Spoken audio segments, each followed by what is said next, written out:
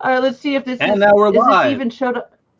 Well, how can I tell on my YouTube if it's even broadcasting? Upper left, Oh, there should be live something that says now! live, Oh, and I it has see my seconds. I see my face. No, I don't want a trial. Okay, I'm gonna send you guys the link. Oh shit! It shows my private conversation. Well, if we had Wow, a private I'm really conversation, that would be loud on bad. this. Okay, let's see.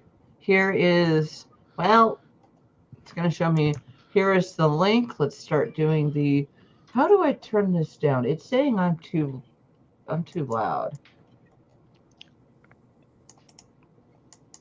Well, it happens. Let's get some people in here. All right. Oh yeah, let me Yeah, go. let's get some people. Let me check the twatter. The twatter. Oh, fuck, there's,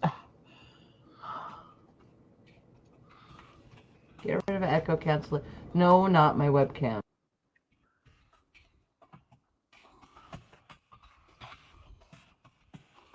USB audio mic. There we go. How do I? There we go. Okay, and it's out. At the very All least, right, we'll have and I'm gonna make some posts too. Yep.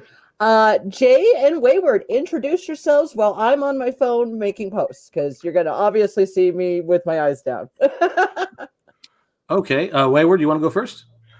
Sure. I draw sometimes, and I make bad posts on Twitter. That's more eloquent than I was going to be doing. So now I have to do something like that too. So I am a man who feels that there's not enough beauty in the world. So I have made it my own personal goal to fill Twitter with waifus. Lots and lots of waifus, whether it's other people's or my own.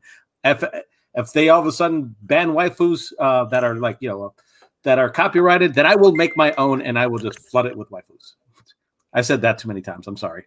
Oh, that is no, I love that. Waifus, the wife apocalypse. Oh, good Lord. Now I had a little image of myself in like a general's outfit, pointing a sword toward Twitter, and I'll with my army of waifus ready to completely destroy it, or just hang out. But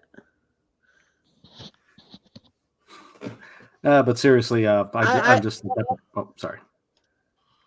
I use my waifus to flash mob rob a Walmart. Just go, waifus, get the Walmart stuff. That actually sounds like a good plan. Okay, damn it. I just realized that I don't even have the link for it on my phone where I was trying to make the post.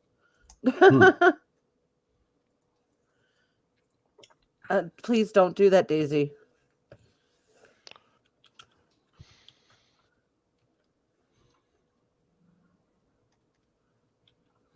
Whoops, I just put a big giant V. I do not need to. No. Don't do that, Daisy. Don't do that. Don't do that. Don't do that. Don't do that, Daisy. I'm sorry, you're going to hear some really fucked up voices coming out of me. No shame. I am not a voice actor. I just pretend to be one. I just channel the power of my cat and yeah. I am Soggy. I am the one who is hosting this time. I have been referred to as the Miss Piggy of the Peter Hills podcast. Hey, that's a compliment. That's like the best character in the show. It really is. She is. She's a diva. She is like the best fat pot. Can we just talk about how Miss Piggy is like the most weight pot? Holy crap! My camera is facing my tits now. What the fuck happened? I thought you just didn't want to show your face. No, my cat knocked into the camera. Oh, okay. Right on the tits. Oh, that was fun. Oh, okay. So I wasn't in private chat. I was in comments. Oh, that's what you meant Let's earlier when you're talking about how you're in the wrong part. But I mentioned that otherwise. Yes.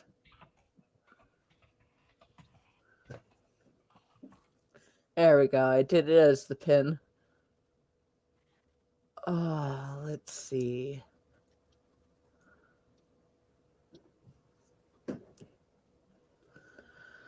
Oh, okay. So let's just don't worry. I just gently put her down. Plus, the bed is right there.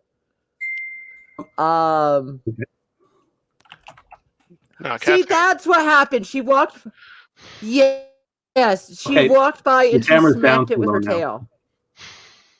If it goes too low, we're gonna Yeah, tell you. she keeps doing that. Oh, I did a doll boxing on video they need to edit, and at one point it just I'm like, oh. Oh, neat. You could just hear the silent rage in me. Daisy, come here. Come to the door. Come to the door, Daisy. Come to the door. Don't bug the other cat. Come to the door. You know, I just Yeah, no realized if I shame. kick her I out, have she's gonna cats, start and I know. punching. Yeah. Yeah, I Part of just my realized job if I is kick her done. out, she's gonna start punching the door so hard I will not be able to talk. I just realized that.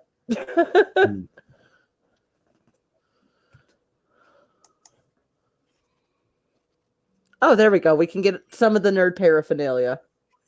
Oh, yay.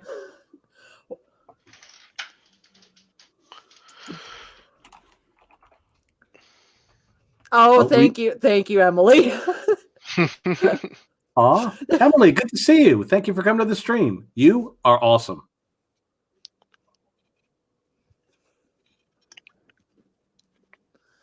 Let's see.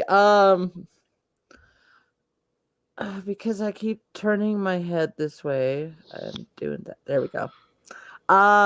Let's see.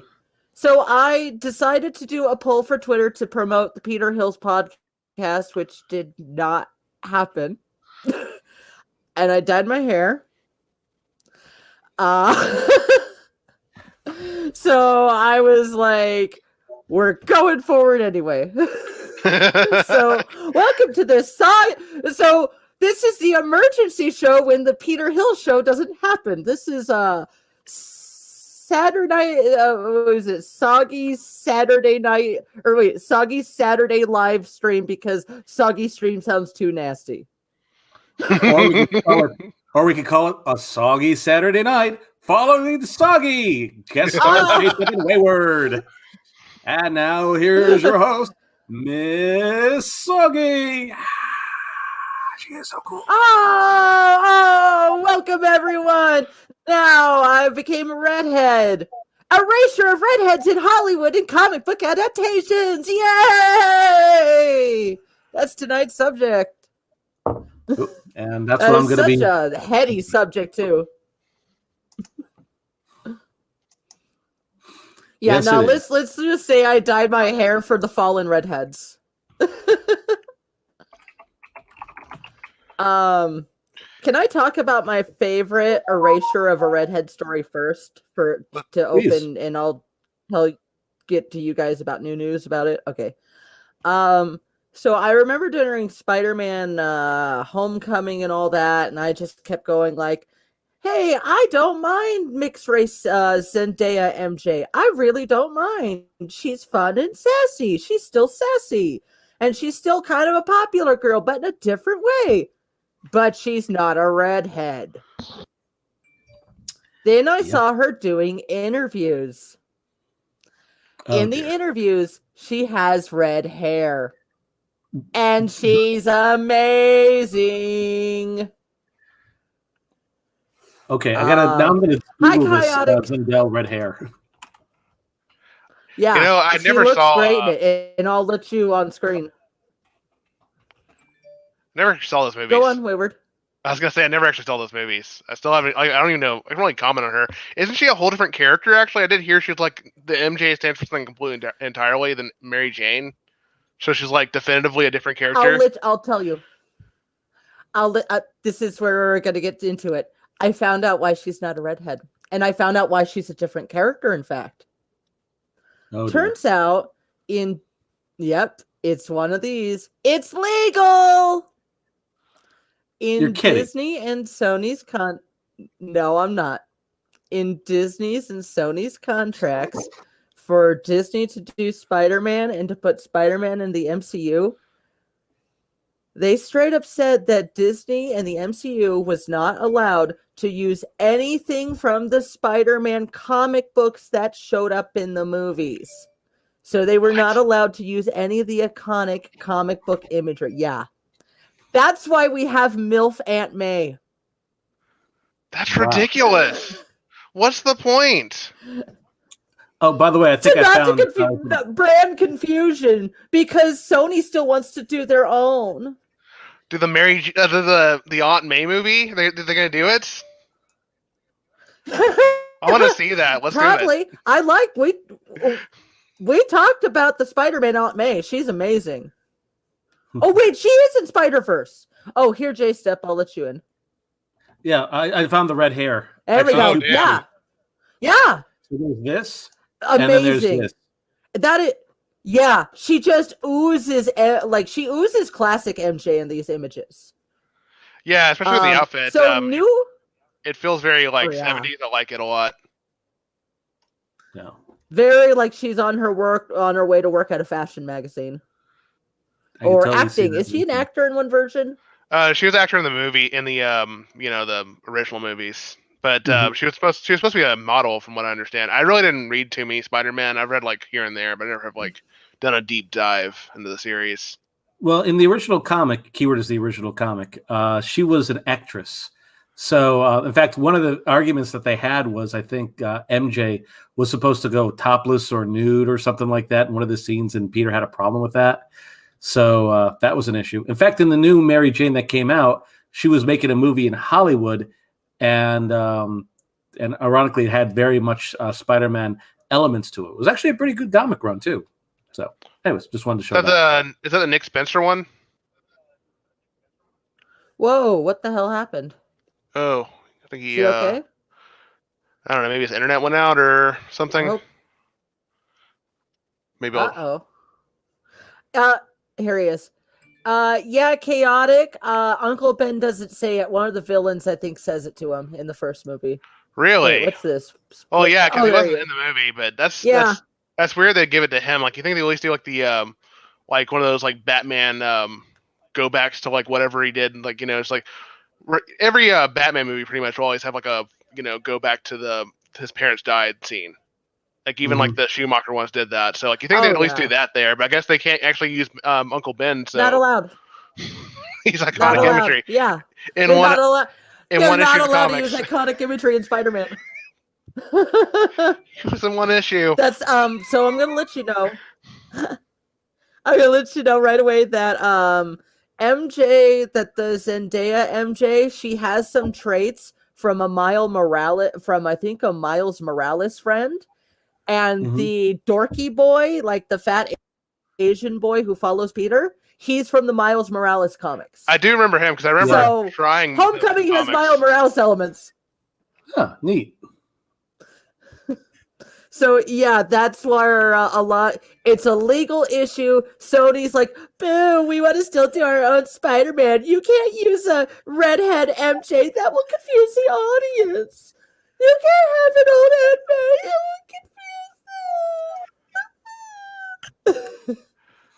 I don't know. There's some weirder ones. Have you ever heard all the mandates that Sega can't, that Sega put on the Sonic comics? It's ridiculous right now. They can't do money in those comics. I wouldn't be surprised. They can't do money. Oh, and God. Here's the weird part. Vector, the alligator, he's one of his key traits is he likes money. That's gonna be weird. They don't even know. Sega doesn't even know what their own characters are even about. No, they don't. They're so dumb. At this point, I'm wondering if anyone who's currently working in media knows what the hell they're doing. Because, it's get to the point where they just think, do they just give up on canon? They just basically are making crap up as they go. Because when you see shows like Netflix She-Ra and let's see, what they did with Star Wars recently. And here's the sad part. We'll go back to Red in a second. I like the new show Bad Batch, but they apparently retcon Kanan's. That's the Jedi from Rebels origin story. Like apparently, it was supposed to be a little bit different. I didn't read the comics, so I don't know 100% for sure. But apparently, the Bad Batch weren't originally in his origin story. But with what happened recently in the new show, they just basically changed that. And apparently, some people were pissed. I didn't care because I honestly love the show so far. But I can understand why people would be a little bit upset about that because Rebels. Some people liked Rebels. It was actually a pretty solid show. I thought that Clone Wars was better, but But the point is, they couldn't even keep up with 10 years of canon, much less 20, 30. Well, Their own. How Sonic is. Yes, like 30 years of canon. So at this point, I think just creatives are just being lazy and just don't want to have to do 20 to 30 years worth of research anymore. So, and that's not the type of people I want making media. I mean, people should love what they're doing or at least like it a little bit. And if you don't, or if you're like some jackass who says, well, we don't talk about fun when we talk about it, please kindly go fuck yourself. Oh, sorry. I tend to get a little bit feisty about this. But anyways, I turned it to adults only for my YouTube channel like weeks before I even set this up. oh, cool. Good call. Yeah, that was definitely a good idea. But bottom line is, I don't think that they want to do canon. And the sad part is, when the one time someone does canon, which was Thundercats Roar, they fucked up the lore so badly that it didn't even last a season. But that's another story altogether. I thought it was like one of those like silly Teen Titans Go type of shows where it just kind of did things. Yeah, but the sad part is it was at least close. Oh, the best answer. The best answer always. Yeah, that's actually the best one. Good. Both. Like you can. I think it's way better if you do a silly show versus doing a silly, but it's also got canon to it. Like that was actually the biggest. Is anyone else problem with Star Universe? It was originally just what's that? You went like total robot. You went robot. Oh yeah, my phone's. Oh, did nuts. Yeah, you went robot. Oh. It might have been because I was like walking around to grab a beer. Oh yeah, that could be the robot bear. Robot bear. I have no head. Ooh, he could be Bender. He's. Am I still robot? Am I still robot? Like right now? Oh no, you're good now. Good. No, you're good now. Please insert beer. That's me on the weekends. But God, just please, Red Sonja movie, get a good costumer, get a good costumer, get a good person, dye her hair red.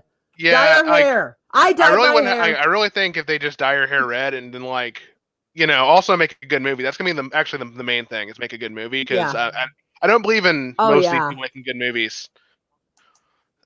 So for those who don't know about this whole thing.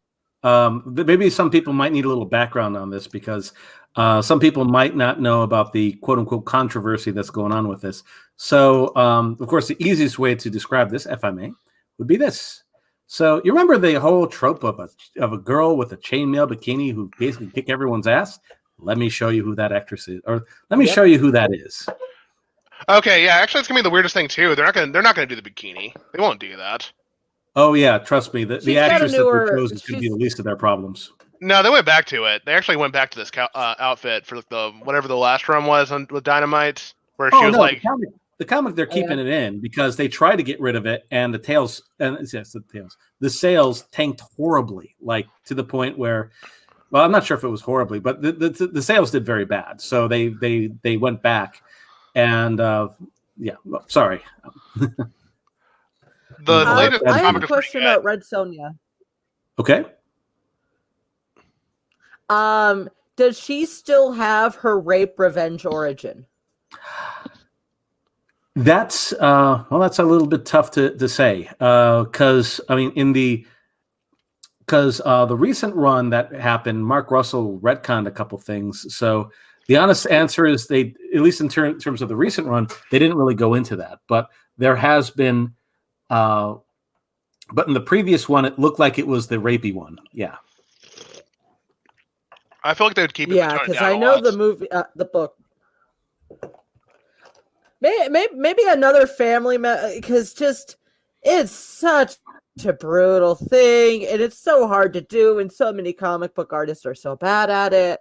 Like, I'll just say, really bad at it. Maybe just her having her whole family killed and her like tortured and maybe like enslaved for a little while, I think can be just as brutal as, without the rape. Like, have it that she got damn near starved to death on a chain gang. Because she just has to be brutalized. That's what I'm saying. She just has to be brutalized at some point in her young life. You could even imply she was a sex slave. Well, in the original Starfire out. Yeah, something. Yeah. Well, here's Starfire, I swear she is. Well, here's a funny little tidbit: is the Starfire was actually inspired by Red Sonja. In fact, the person who made Starfire basically thought, "Okay, I want to make Red Sonja in space," which is the reason why she wears so little clothing when she first came out. And of course, they made some very interesting lore to go with that, and it was really cool. It's also one of the reasons why the new outfit pisses me off so much. I don't know why it does either. It's not the worst outfit I've seen, but it's just like you covered her middle area up just to be more progressive. I don't even know. Is it just like the unitard one again? It looks more like Captain Marvel's outfit, which would be fine, except it's not. It doesn't feel like red. It doesn't feel like Starfire. Also, little fun fact: she is solar powered, so the more skin that she shows, that's never been like a thing. And like for I'll say that's never been like an actual thing where she has to get sunlight or whatever. Canon doesn't matter. No, we were just talking about that. So anyway, canon doesn't matter. Well, if they went with the Queen Sonja story arc, they potentially could go with what you were saying, Soggy, because with the Queen Sonja, she was brutalized, but I don't believe the rape actually happened. And the way that she got the outfit was basically originally supposed to be for like a bit of a cover story where they were trying to do some kind of heist, and then her lover died. And that's why she continues to wear it. But then again, with current age and, freaking Marvel not wanting, what's his face, Doctor Strange to help Wanda because we can't have a man help out a woman anymore because that's just problematic. Okay, I'll defend that one in the sense that I'm pretty much a fan of like keeping things as like, not needing to know within that one story. Because I never really liked that Marvel thing where it's like, oh yeah, and here's like Spider-Man. He's going to appear for like 4 issues in this story arc or whatever for no reason. Yeah, but it kind of made sense that, the person who's the master of sorcery might want to give you a couple tips on how to handle your magic. But as I said before, for some reason, Marvel thought that was problematic. So they decided to change that, which made the ending make less sense. I'll disagree with the reason, but I definitely like I definitely like the actor.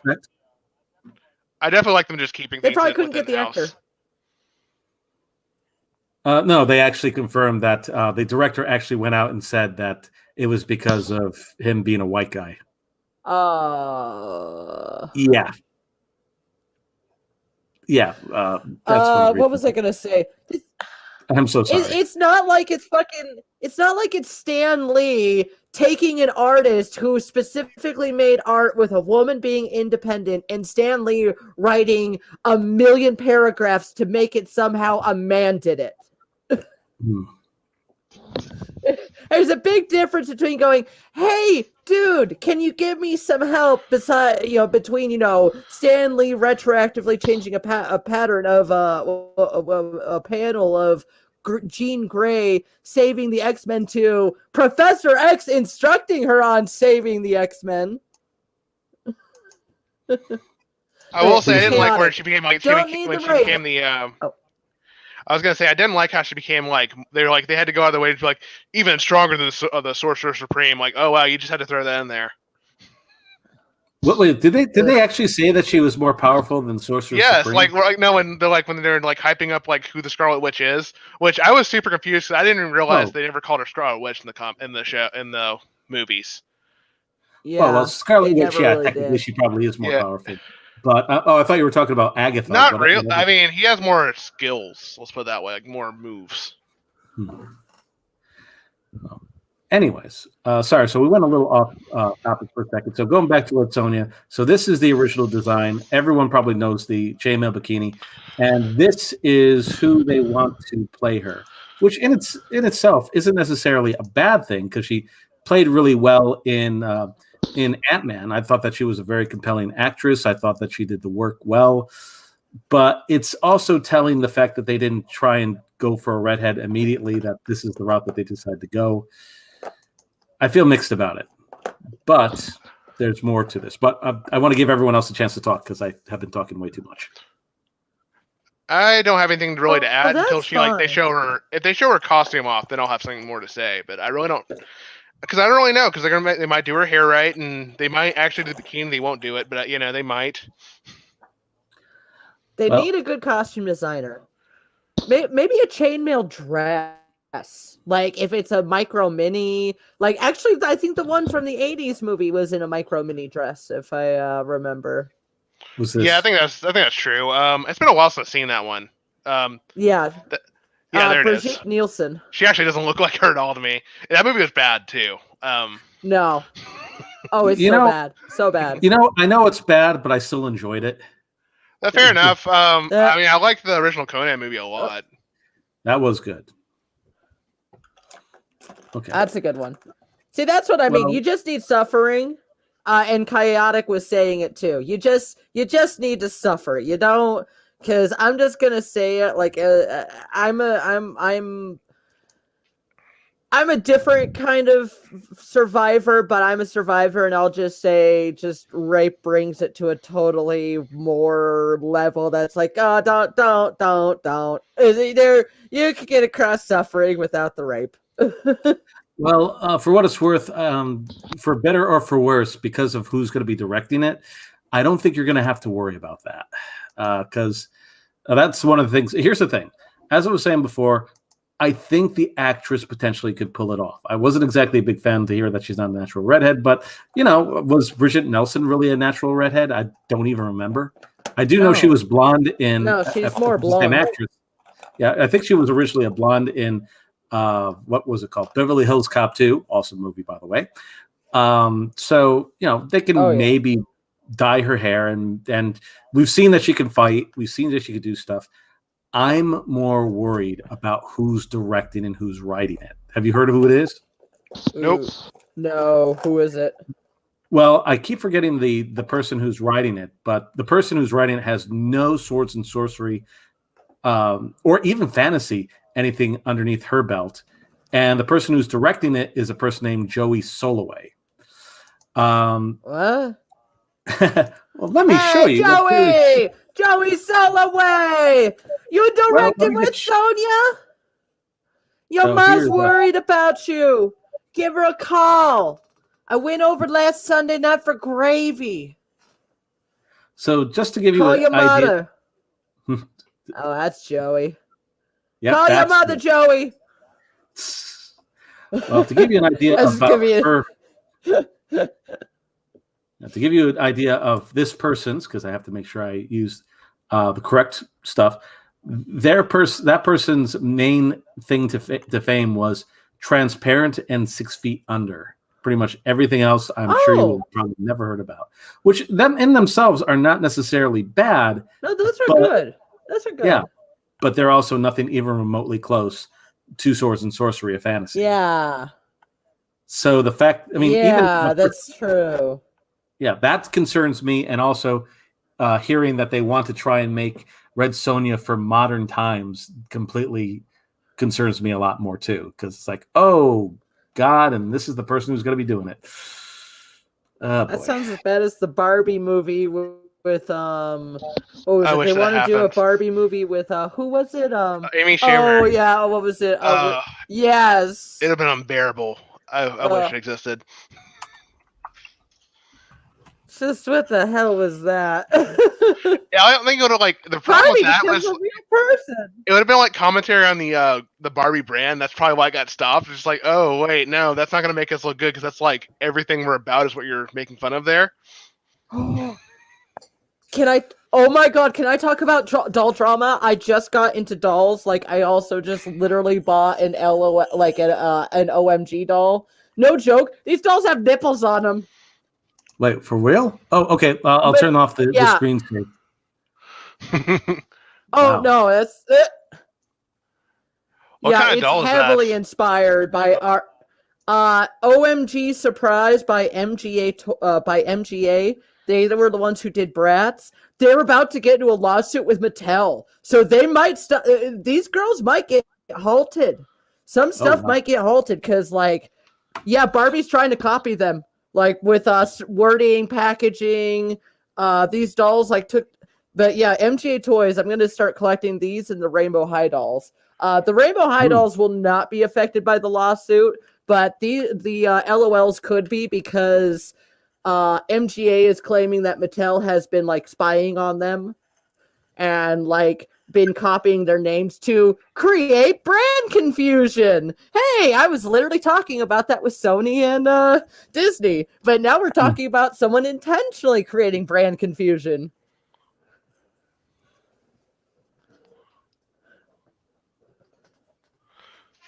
Yeah, this is gonna be insane.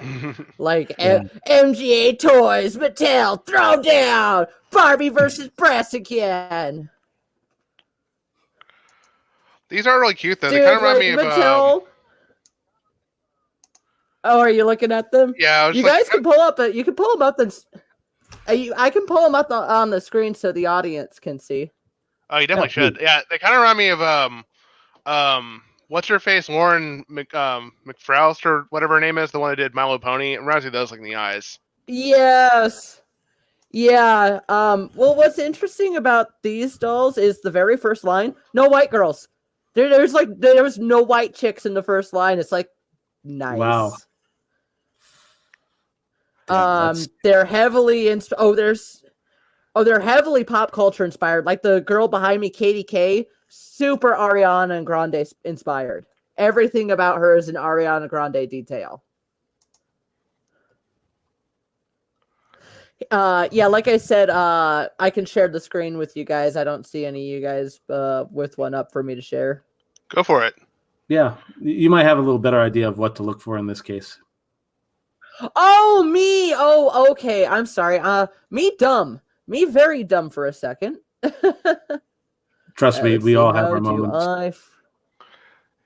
Her name is Lauren Faust, by the way. I for some reason combined her name and her husband's name together. I put Lauren, like, Craig McCracken and Lauren Faust, put them together for some reason. I said that earlier. Lauren McCracken. So wait, Craig McCracken is married to Lauren Faust? Wow. Yes. I don't know that. Yes! Okay, I'm a little fan of myself. Power team. Wow. Okay, I got to take a massive L on that one. Yeah, like I'm so sorry, ladies total and gents. power couple. Especially after just a second. I'm trying to send my after that show that McCracken made recently. Oh, that one rolled. Oh, that's yeah. probably that's That was something fantastic. like, at that rate it's going. It could be my favorite one if he ever did. Let's hope that the season 2 ends up as good. It looks. I got to be honest. I'm a little bit nervous because anytime a show goes into space that wasn't originally meant to go into space, you might have some issues. But technically, aliens visited us. Now we're just doing it the other way around. I'm 100% for it. They still got the stop. They still got the main area, the bus stop or whatever. Not the bus stop. The truck stop. Pit stop. Yeah, truck stop. That's the word. I know words. Okay. Yeah, I'm sorry, man. I'm joking. Don't worry. You know words. Oh wait, I was looking for those damn dolls. I was about to start putting on makeup when I was supposed to look for dolls. Wow, I am just. Oof. Oh crap, man! I actually have my screen. I kind of got. There we go. I kind of been looking at the wrong screen the entire time. My thing has been on the private chat, not on the comments. I'm so sorry, everybody who's been talking. No. All right. Let's see. I got that ready, and I will see. Share screen. There we chooses pretty go. much to share. Yes, I will. There you go. All Just a bit right, of a so these are the dolls. Oh, This was the first line. Like I said, no white girl. Like that's a mixed girl if I ever seen one. Which I have. Wow, I'm dumb. I am very dumb right now. we all have off days. No They worries. have real. Thank you. They have real over the top details. They got like nipples going on and big fucking booties. Big booty bitches. Big booty bitches. And I like all the curls and stuff. They've got like all these.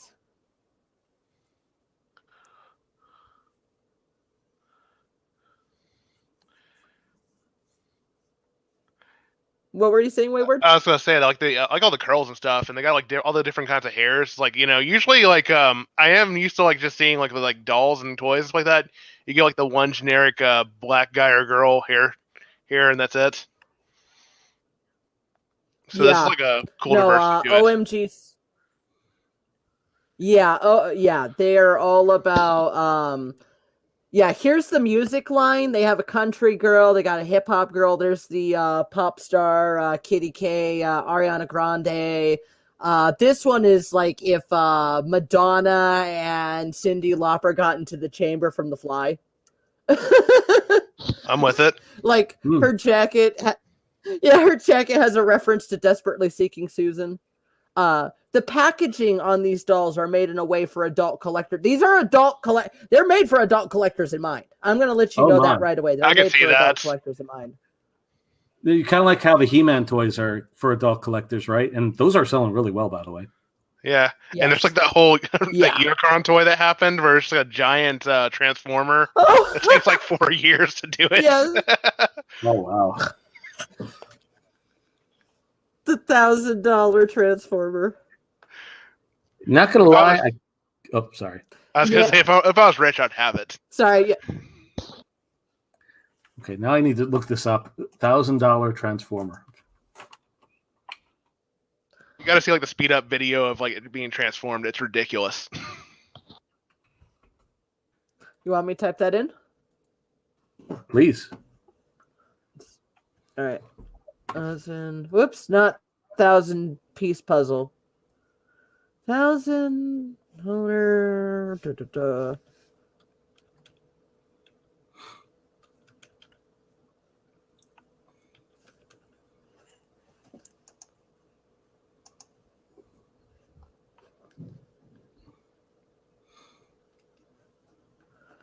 Oh, is this AMP? I have no clue what that is. I would just look up the just Unicron Transformer toy. Oh wait, that's 1,000 amp Transformer. Yeah. Like if anyone can find it before me, I'll share it. Okay, I'm going to an unholy place. I'm going to CBR to check it out, and nope, they don't have that.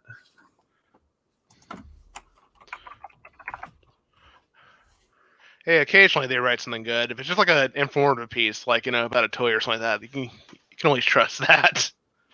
Okay, I got the toy. So I'll want me to share my screen? Yes. Oh, good Lord. Here, let me exit this one. Good Lord, this thing. Okay, and I can add your screen. There we go. Oh my God. It's beautiful. That's a beefy boy. I know it's like ridiculously expensive, completely unnecessary, but I want it. Exactly. But screw buying a house. I'm buying this thing. No, I'm just kidding. I'm not going to do that.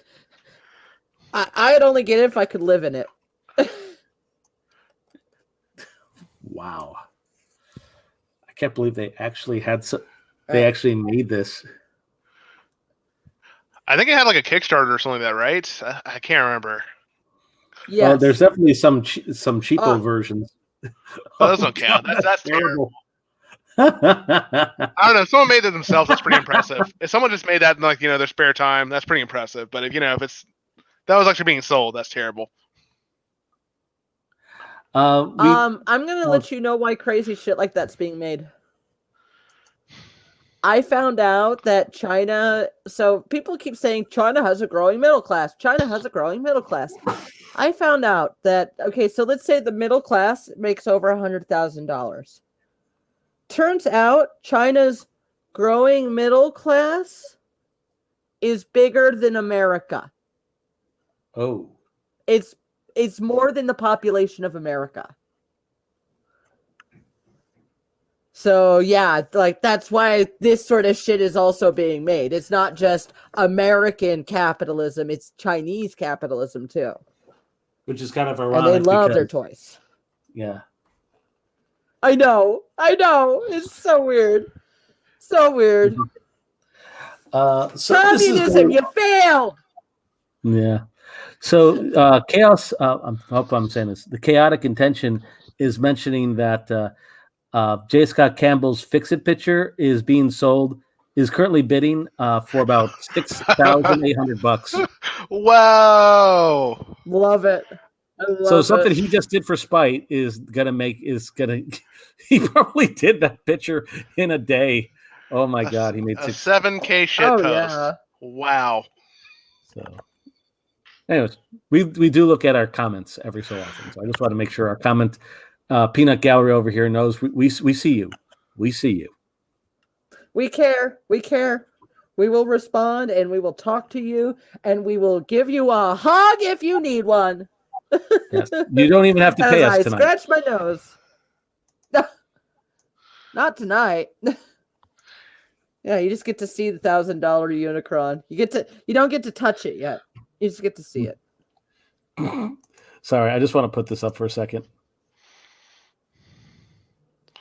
So, would this be considered the sexualized RC? No, that's you're looking for nicey. No, that's a normal. You gotta get nice. That's a normal one. It's specifically called nicey. Sorry, nicey, you said? Which I know for no reason. Hey, dude, I don't judge. I definitely do not judge. I have no right to judge. I have no reason to judge. It's like, buddy, you be you.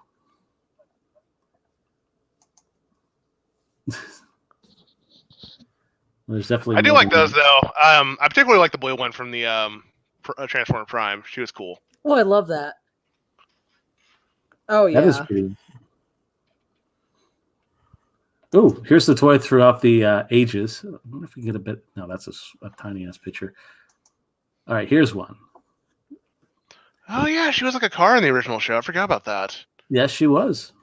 She has been like most of like one sense have always been like a motorcycle or like in Transformers 2 the movie they turned into like these like 3 RCs that are just like all on like one wheel. It was disgusting. I hated them. I hated all the designs in that.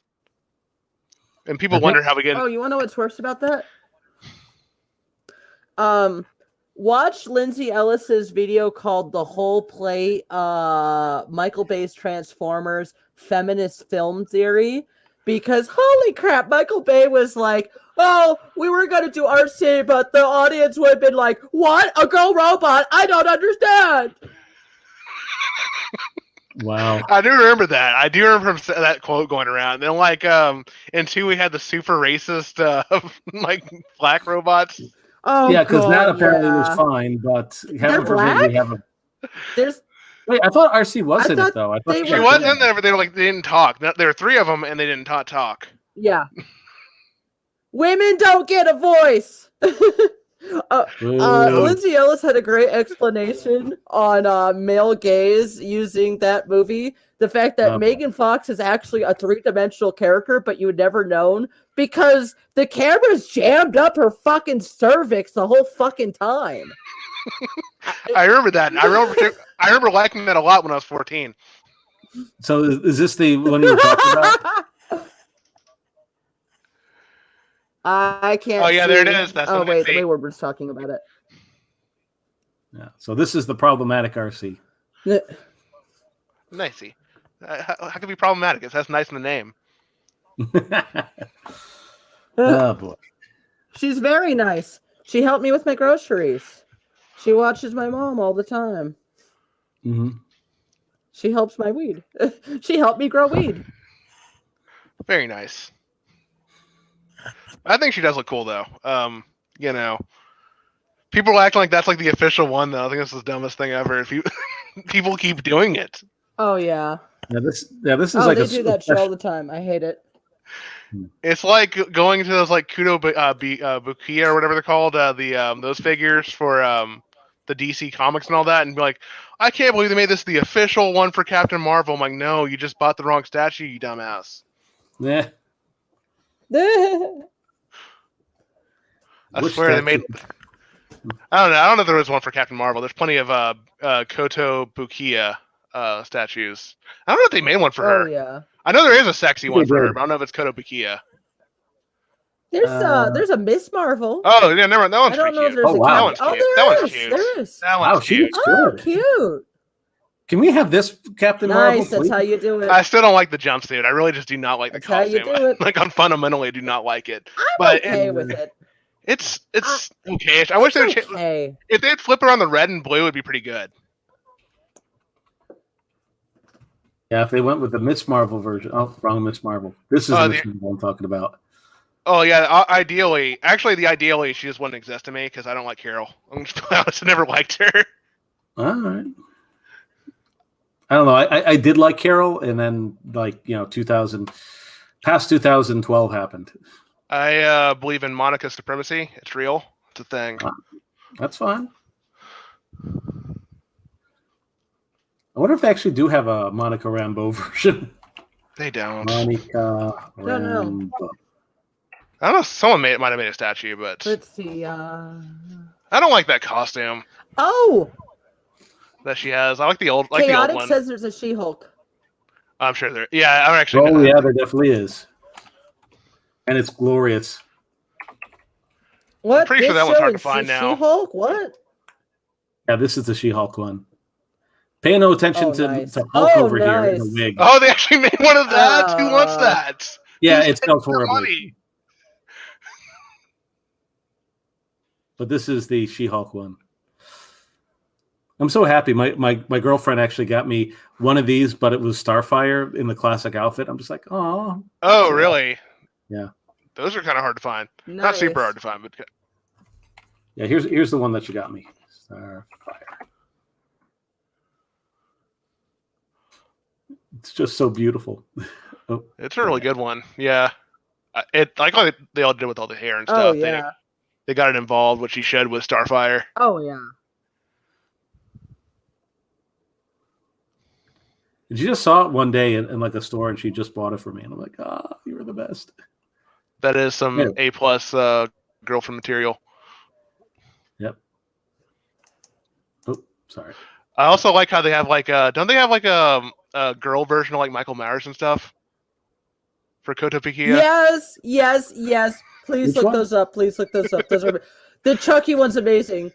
Guys, do you know Chucky right now? There's a She's Beetlejuice hot one, and lesbian. she's the Beetlejuice one's super hot.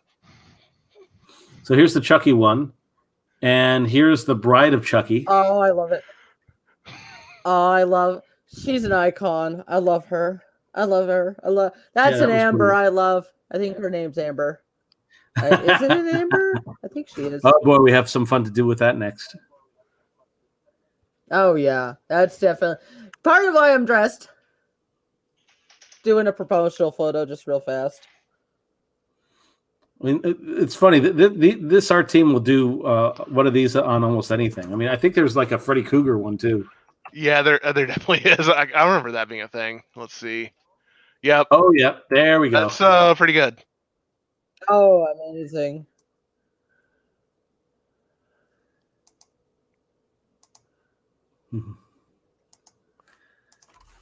Let's see. I'm just updating the Twitter thing so that we can talk about what we're going on That's next. fine. Okay. So I am. There's also a Jason. Yes. You gotta look at the Beetlejuice one my too. God, yeah. Beetlejuice one's great. Oh, she's so hot. So hot. She's so a cool. badass. I want an anime about her. You know what? I should do her for Halloween. Do it. Wait, I don't have green wigs. I can easily do Lydia. Easily. I think I actually her. probably have a cape. Her. Oh, I love it. Oh, look. Did you see the tux? They have the red tux version too. Oh yeah, they do. That's like the Of variant. her wedding tux.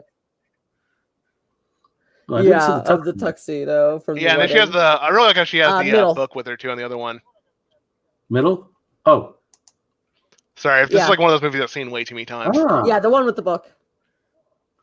that is wow, damn. Seriously, this team does not get nearly enough credit for what they do. I mean, look what they did with Squirrel Girl. The Squirrel, I want that. I genuinely want that one. I actually own that toy. The one on the top left. I own that toy. This one? Yeah, I own that one. Yeah, amazing. What she's lucky. Cute. Yeah, I'm not gonna lie, and I know this sounds a little bit like but yeah, wash it hand. One of the things I liked about this is like, this. It basically means that they decided not to go with Erica Henderson's version anymore, and they decided to, we might want one that's actually attractive. No, anytime they're trying to sell something with her, they always got to put like a different artist on it or something like that. Like they did those Japanese issues, they had to like use what's Guri Hiru to sell the book, and then everybody got them. They're like, ooh, I don't know about this now. Yeah, well, I'll show the cover on that one since we're kind of on the topic. So let's see. Oh, that one Guri Hiru one is just the cutest thing. Cover Squirrel Girl. Well, this is the actual Japanese cover that they saw in Japan. I know which one you're talking about too. So the cutest thing. This is what the Japanese people got for their, and this is the art that they got inside. Surprise!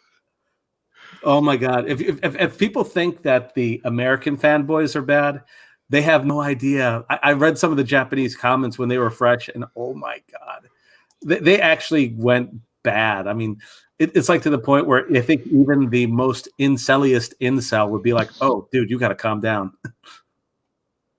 So, but yeah, the art in extreme. Yeah, the art is just freaking. I'm having a hard time. Oh, sorry. It got worse. A hard time finding like your post to retweet it. Oh, here we go. There we are. Yeah, it actually got worse than when it got along. I think like the first few issues looked okay, and then like she just like I feel like she challenged herself to like make it weirder each time and make it look worse. Yeah, like the proportions got like all wackier. I never understood that like these two characters too. They didn't added nothing. They just kind of tagged along.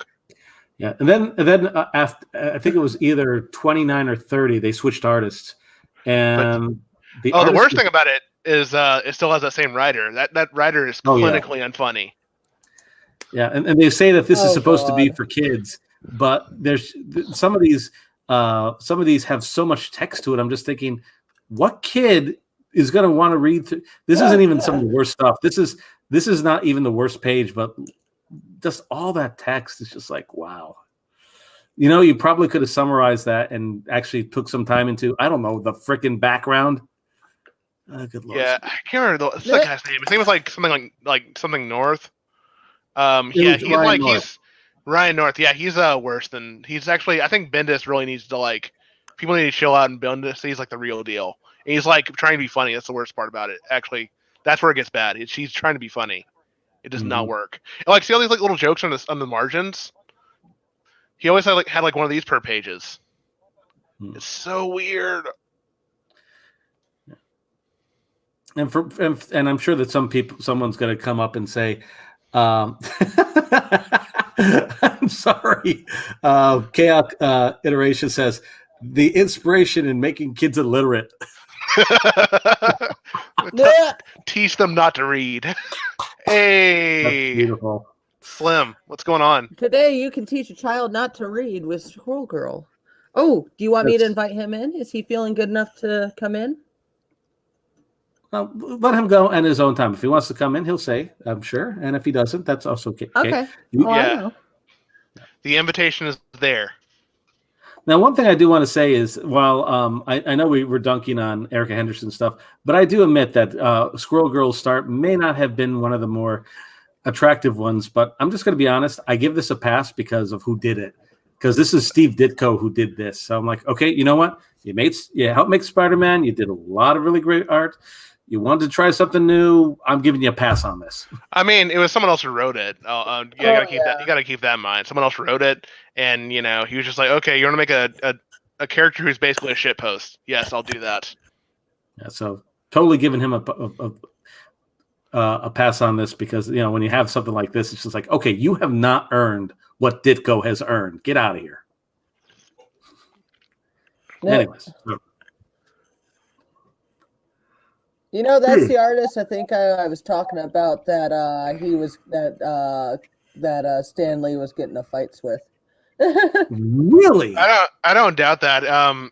He was he was notoriously hard to get along with, was Ditko. But he made a lot of everyone. He made a lot of good contributions. You can't take away. He was the one who pushed for Spider-Man to grow up. Oh yeah, but he's also the one who fought the team over calling Invisible Girl Invisible Woman. Yeah, he was she's married. She's an adult. She has kids. Yeah, he was the voice of logic. So, that's how a lot of people were, too. There's a lot of people like that. I don't care. She's still a girl.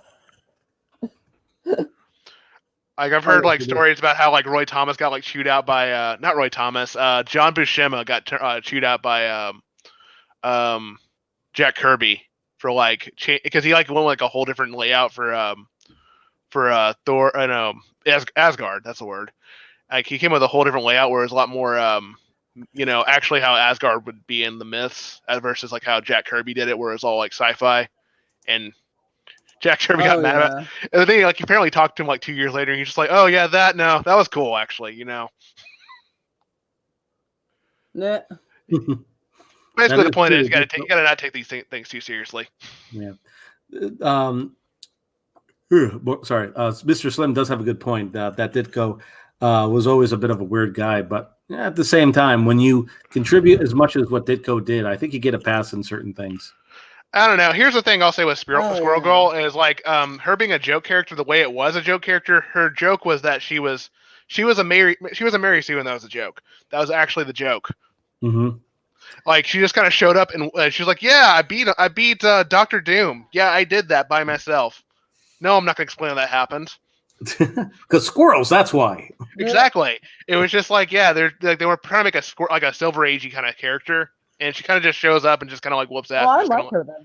Yeah, but I think there's you need to have a struggle moment and stuff. I just think there should be or I don't know, something to balance her out. There needs to be something a bit more than what was in the full series that lasted 50 issues or something like that. Wow, now I think I finally realized why I hate Squirrel Girl so much. It's pretty much Mary Sue the comic. But yeah, it's basically that's what the joke is. Which is also what Kim Possible is, so I can't really say it doesn't work. Well, I mean, again, if you have any kind of appeal for your character, then it can work pretty well. But when you have no appeal, or you're just trying to do the opposite of what was done before, done before basically making Squirrel Girl look better, and trying to do the opposite of that, then it just doesn't work. I'll say that one thing that Kim Possible did have was the fact that she wasn't she was like a Mary Sue whenever she was doing the actual hero stuff, but every time she was doing a real life thing, asking a boy out or something like that. Oh yeah, that's where she was a real person. So I think that's what Squirrel Girl needed. Squirrel Girl needed that. She didn't really have that in in her main series. She was she instantly got along with everybody. She didn't have conflict. She didn't have social conflict. Exactly. Yeah. It also didn't help that she didn't have her own villain either. She really didn't. Craven was in the first issue, and then she just became friends with him, and then she also met Galactus, and she became friends with him. Oh my God, Ryan North should be ashamed of what he wrote in that one. Oh my God, she beat him by basically lecturing him about pronouns. She did, and then that's how she got him on guard, and then he was just like, "Okay, I'll go eat this other planet instead." Let's see if I can find. How's it look? I got the makeup finished. Oh, nice. Squirrel Girl, Thanos. Now I look more. Now this is more Roughly. Adam Eve Oh, wait. looking, and now the glasses go back on. I'm trying to be careful what I put in here as well, because the last thing I want to do. I is mean, you get- could probably just put Galactus, and I'll get that one part. Cause like that's the only like real scene that. I mean, actually, no, run. I'm not gonna. I can't say anything. You found it immediately. Yep, right here. It's like, why did you not crush her? Like, seriously, why did you not crush her? Also, I didn't know that they made Crusher. It was like an Iron Man hand. Like she got an Iron Man armor to get out there originally. Also, she by the way, she also in that arc went to Tony Stark's house and stole the stuff. That happened.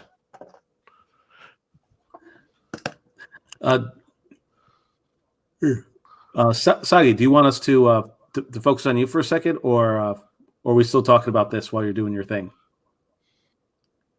You can keep talking about that. I was just saying that I was done with the makeup, but I realized I wasn't fully done. Now I'm fully done.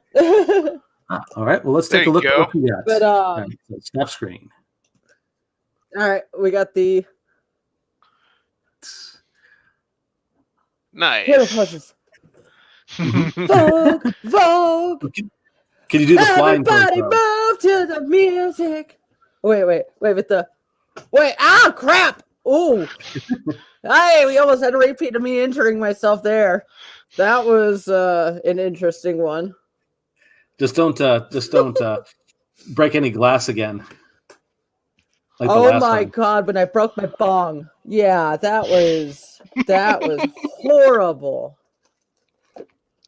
Oh no. That was horrible.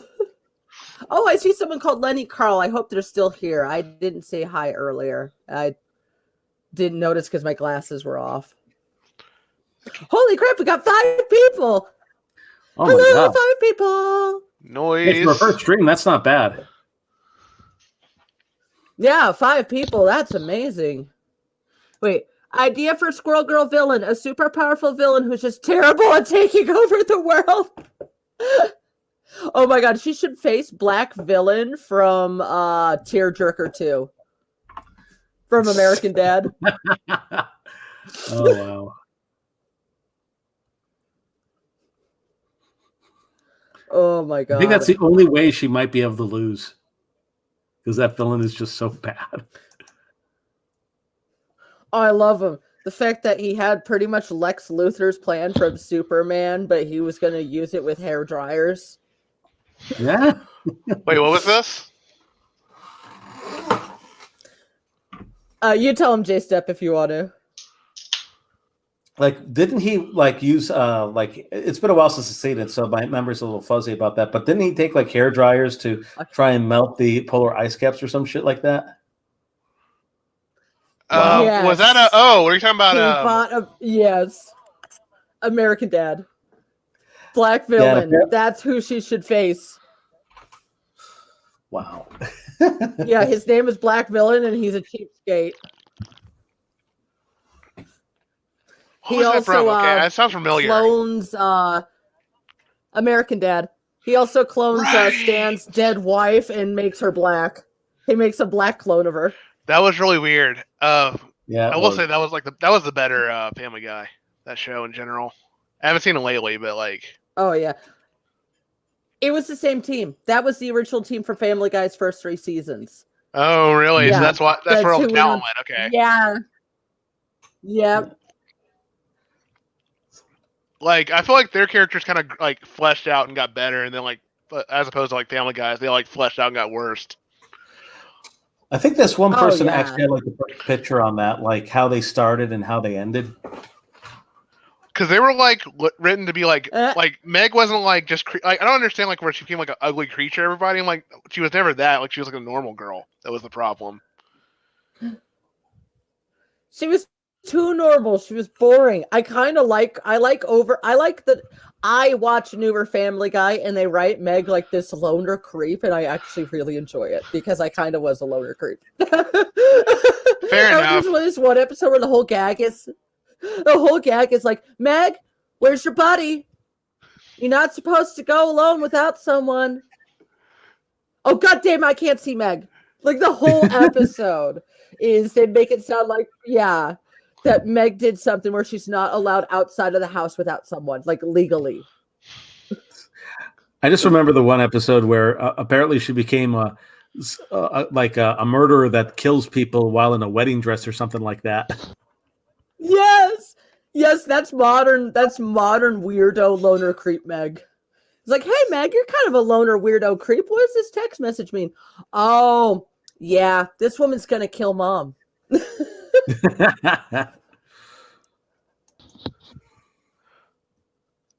All right, here's the Black Francine. I love Black Francine. Oh wow. But yeah, Squirrel Girl versus Black Villain. I can just see God, her. Thank you. Villain. Oh my god, they made that character. I like the principal a lot. He was great. Hmm. Oh yeah, thanks, Slim. Slim subscribe. Thank you everyone who's showed up tonight for our first Saturday night emergency soggy streams. Or as we grossly put it, Soggy Saturday. We like it. Wow, Ricky, ew. That'd be that if we were a radio show, it'd be like, ew, Ricky. So Soggy Saturday, the emergency show when when Slim is not feeling good, and we are respecting his feelings because he is a great man. We love you, Slim. We love you. We really do, man. Yes. Everyone, give him good vibes. Send him your energy. Ooh. All right, here we go.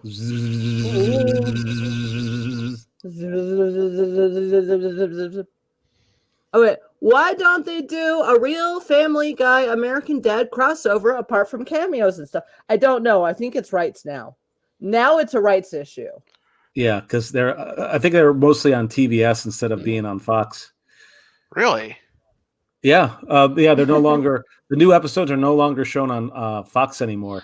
Although to be fair, a bit. Sorry, I have my issues with Sunday nights on Fox now.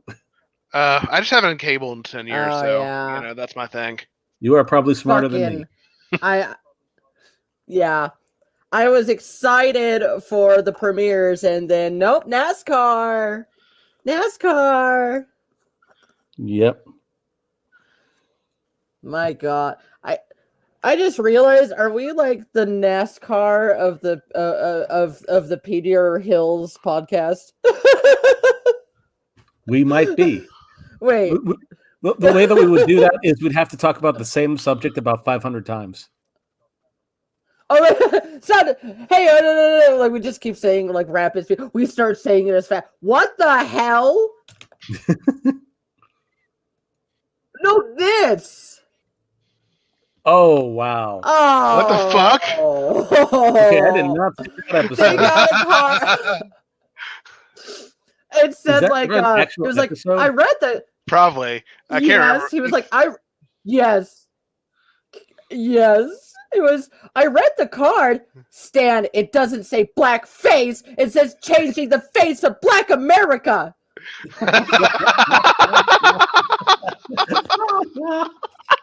Wow. Oh, that's good. This must have been done before Disney bought Fox, because wow. Oh, obviously. That looks like, I think that was like an older one, right? Oh, yeah. Well, actually, for all we know, oh my God. because TBS does the show, maybe they're not bound by the same rules that Family Guy is now. Oh, they straight up show pot smoking on. Granted, though, Simpsons has changed their thing with pot, but American Dad, you can definitely tell with on cable. Oh yeah. Let's see. There's a season 1 episode where they make fun of Stan for being an idiot. Yes, that is actually the episode, Slim. This is in fact from that episode where Stan is wrong about everything, and I think he convinces the family the world ends. And then when he finds out the let's world switch didn't to a end, he's more trying wholesome to... image. Wow. Yeah, Well, that with the might be kids, another with the deaf kids eating berry pie. That might be another interesting villain for Squirrel Girl to fight. Tearjerker. Oh God, yeah, that would be, dude. Just Squirrel Girl should be a comedy. She should not face. She should not face any of the real Marvel villains. Yeah, I agree. Like that'd be cool if they really would make it like where she actually has like Flaming social Carrot. conflicts. Like like she's kind of a weird kid. Let people react to her being a weird kid. Well, I think they were trying to do that with... girl. Actually, I think that's probably the most accurate thing about her. Probably. Well, I think they tried to do something like that with Marvel Now. Have you heard of that show? Was she autistic in that one? I do remember that. What was like Marvel Rising something? No, Marvel Rising. I'm sorry. Yeah, it was. Yeah, Marvel Now was the comic series that bombed horribly. Marvel Rising was a TV show that bombed horribly. I know they gave her a gigantic ass in that one. Didn't even realize it was out. Didn't you? Yeah, she's fat. I kind of like it. I kind of like it. I kind of like it. I stand big butt Squirrel Girl, but then I also gave her long. This is gonna sound weird, but you look weird with short hair when you're fatter. Like I did not have short when I was over 250 pounds. I did not have my hair this short. But like that's probably why they designed her with longer hair when they made her a thicker girl. Plus, also, Soggy. Yes, I'll send. I'll send you a link, Slim. Slim says he can hop in for a bit. Hell yeah. Let's see. Whoops, that is the wrong thing. I want invite. But yeah, Squirrel Girl's like top characters I just wish was good. I really want her to be a good character, but she's not. Yeah, she wasn't too bad first of all, when people didn't take her too seriously. Or people weren't trying to prop her up, I think. That was when the moment that Erica Henderson and Ryan North tried to give her own run is when things got weird. The writer's just bad. That's just where the main problem is. The writer bad. People want to put too much focus on the artist. It's like, no, have you read it? Because you've read it though. Yeah. And the sad part is it lasted 50 issues too. It's like, wow, really? Dear God.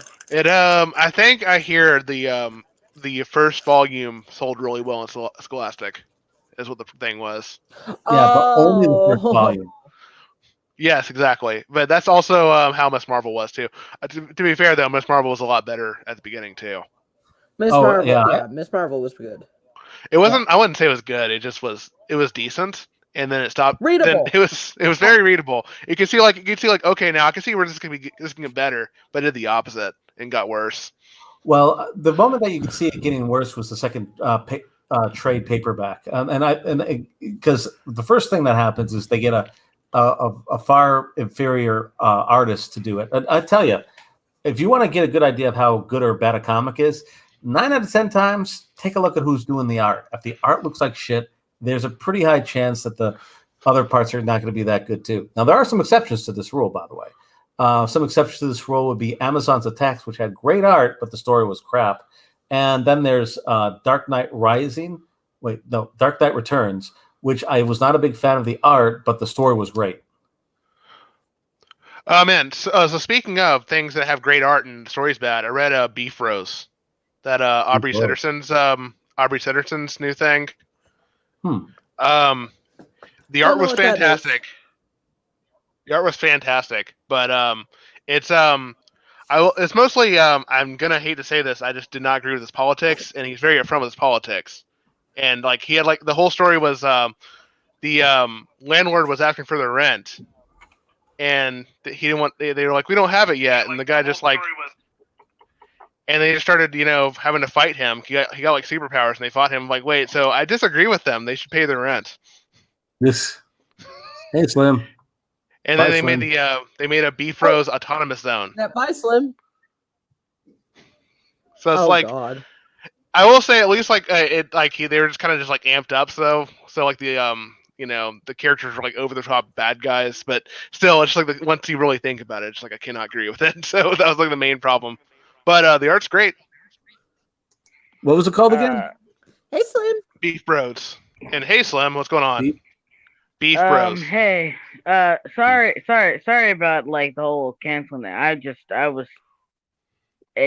wasn't in the mood. Like it was a crazy day. It's been a crazy few days. And I'll just leave it at that for right now. I just decided to come on here. I didn't have anything else better to. I'm not saying like I didn't want to hang out with you guys, but I just did not feel like setting this whole thing up. It's I'm just not gonna lie to you guys. I did not feel like it. Not tonight anyway. No, You're totally fine. That's fine. man. That's fine. I can do it if I don't freaking catch my freaking stuff on screen. But yeah. Sorry, I was like. Let me just put it this way. I got depressed for a little bit, and then I was high, like super fucking high for like a good chunk of the day. And when my high wore off, there was a bunch of stupid stuff at my house with my family. It's not going great. And then I realized I have to go back to work on Monday, and I don't want to go back to work on Monday. Well, that sucks. Oh. But yeah, it's and like all that stuff with Jay Scott and all that other BS. It just got under my skin. I think I just need a break from everything, just everything. But doesn't mean I can't come on here and talk to you guys. Hell yeah. Okay. But not the other stuff, but hell yeah that you're here. Hell yeah. Yes. Hell yeah, you're suffering. That would actually Hell yeah. Oh. But welcome to Soggy Saturdays. The soggiest place on the internet. I don't. No, we just get worse with this, don't we? Yeah. Because that's how we roll. I don't know if soggy's a negative connotation or a positive one, but I guess we are the soggiest one here. But well, it depends on how we got soggy. let's not go any further. Fair enough. But like you said, we all went down a water slide. Yeah, let's go with that. Yeah, water slide. That's the origins. That's the origins of this podcast. But what I going down a water slide. How you doing, guys? Let's talk about Squirrel Girl on this water slide. Oh my! I do Okay. Like I said, I do like Squirrel Girl like as a joke character, and I think like a lot like Deadpool or Harley Quinn or a lot of these other joke characters or characters who should be used mostly for comedy. They're just getting so overused that they're not really. Oh, that's the big problem. Actually, you're right. Yeah, like they are so overused. Like they try. It's not even that. It's like when you realize here's the thing. When you had, like I said, Deadpool is probably the best example. When you at first, like whenever he popped up, you knew things weren't going to be serious. You know things are going to go off the handle. Things are going to go off the wall. Things are going to get weird. Things are going to get inconsistent, and you were okay with that. But now, since he's like a semi-regular character now, he's like you can't really tell whether the tone is never consistent when he's involved with a book or a series. Because now you have a story where you want to be taken seriously, but you also have fucking Deadpool in it. A guy who can literally morph continuity. I'm not saying it can't work. I'm just saying, like, that's kind of the formula they went with for a while, and it worked for a while. I will say, I don't think he should have become Avenger. He should not have ever been Avenger. It's happened now. No, ever.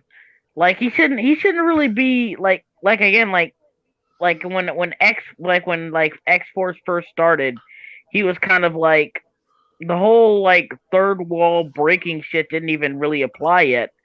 But like later on they kind of implied that more into it, and it was like, yeah, this is a good self-aware,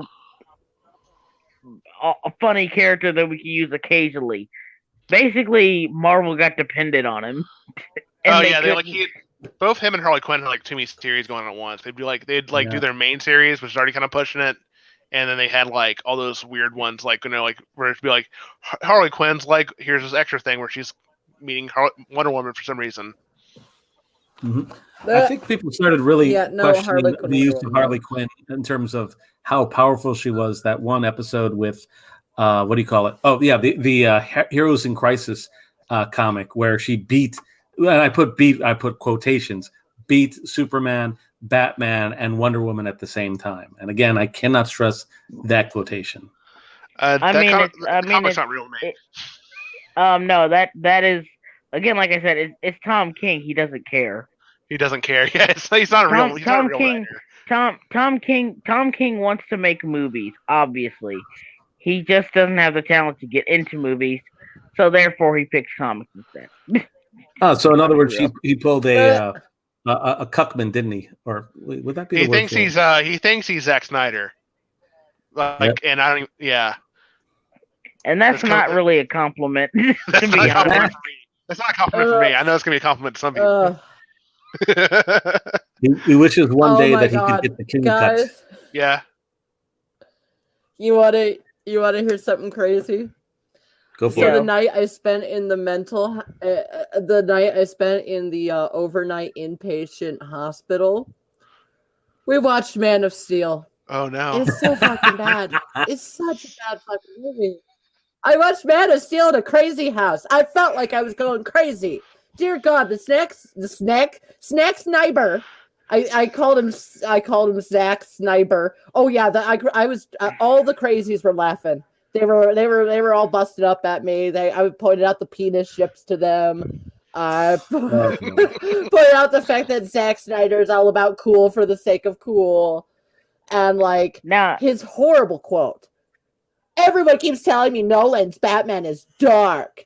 That's not dark. He trades with ninjas. That's cool. My Batman's dark. My Batman could get raped. Now that's dark. Okay. Yeah, here's the thing about Zack Snyder. First of all, I think Zack Snyder is entertaining, but because of how bad he is. Like, he legitimately thinks he's good. That's what makes him entertaining. Yeah. I'll say if Batman v Superman was like an hour and a half long, it would be the best movie ever because I'd laugh at it all the time. Like the parts where the dude's in jail and it's like, oh, I know you're Batman or something like that, and he's like, ding, ding, ding, ding, ding, ding, ding. At the end of Batman v Superman. So bad. And then I remember the one scene where it's just Clark Kent and Bruce Wayne meeting up for the first time, and for some reason they just kind of immediately hate each other for no reason. Yeah, it's just like, I'm Bruce Wayne. Wait, Zod. They Superman you're right. That's their characters. You're right. They shouldn't hate each other. You're right. I'm wrong. They wouldn't have known that Superman caused 9/11 times 1,000. I think that's something I find funny. They really push this, and one of the things I really am tired of seeing is, do people forget that Superman and Batman are best friends? Oh yeah, do people legitimately forget that? Yes, they do. Yes, they're so different. No, they're not. They're both obsessed with justice. They're best friends. Mm-hmm. Yeah, but they used to torture Lois Lane together. Okay, I just want to point out that when they first met up, they immediately were friends, and the most of their conflict was rom-com shit. It was just like, oh, maybe Lois is more into Batman than me, the Superman. Oh no. And she's just messing with him, trying to get Superman to pretend, actually be interested. It was a rom-com. I will never get over the fact that that in the like when they first met in the animated series, like when they first crossed over, which was like in the Superman episode. Mhm. I love the fact that that it's implied that Bruce did let's say do the justice deed with Lois Lane. and he It's fucking Bruce and he Timm. kind That's of important to and him. he kind of low key, like, they didn't say it explicitly, but it's pretty clear that's what happened. And I like how Bruce kind of like low key was like, yeah, I fucked you, bitch, kid. I don't care. I don't care if you're Superman. Yeah, you got super seconds. Super sloppy seconds. But didn't even use a bat condom. No No bat condom. I mean, me. I would believe no. That's true. That's actually accurate to the character because he knocked up a Barbara. That actually happened canonically in that universe. Somehow, that's the best version of Batman to people. Oh God, you're right. Yeah, like I hate that. yeah, I like hate that a lot of stuff. A lot of stuff later on was because a lot of the problems with like the now. I'm going to call it the Timverse, the later stuff with the Timverse anyway, like the comics and Batman Beyond, and a lot of the bad decisions there. Being edgy. Being edgy. Tim really needs somebody to basically balance him out. And of course that person was Paul Dini, because that's where that's why they always work together and shit like this. Because when Tim is by himself, he is too horny and he is too edgy. Like, that's just what he is. Can't hold it back. More like fuck the bat. Oh wait, that happened. But like the Harley Quinn movie. No, it wasn't the Harley Quinn. Oh yeah, that was. Oh God, yeah. Harley Quinn actually kind of she molested Nightwing. I can't think of another way to put that. She molested him. Yeah. Well, she molested him, but at least she waited for permission before they actually did the deed. And oh my God, it's like your daddy comes in and catches you with your girlfriend, except Harley Quinn not being the girlfriend. Like like I said, and her weird two and it's messed up because I love Bruce Timm. He's one of my heroes, man. Like, my art style, my style of writing, like, it really is heavily inspired by like Bruce Timm's early 2000s stuff. But dear God, does the man have so many moments where you're just like, damn, man. Can't I'm burning on it, but like, I still like him a lot. I own one of his art, his especially horny one. The not in a naughty or nice. Naughty and nice, yeah. Yeah, actually, yes, I have that. Is that the one with the couple who like kill each other and like they're murdering people and they like fuck each other and hammer each other to death? No, it's just an art book. Like, it's literally just pinups of naked women. Okay. That he draws. I love his Evangelion. Yeah, he did a lot of fan art, actually, when I think about it. Oh yeah, there's like, have you ever seen like a lot of his there's ones that I really like that are like characters that never made it in the show, like you got Starfire and his Vampirella, and his Red Sonja stuff really make me wish he had like access to a cartoon for those two. He did do a Conan book a while ago. Did he? And that was pretty damn good. Too good. Oh yeah. J Steph, can you bring it up?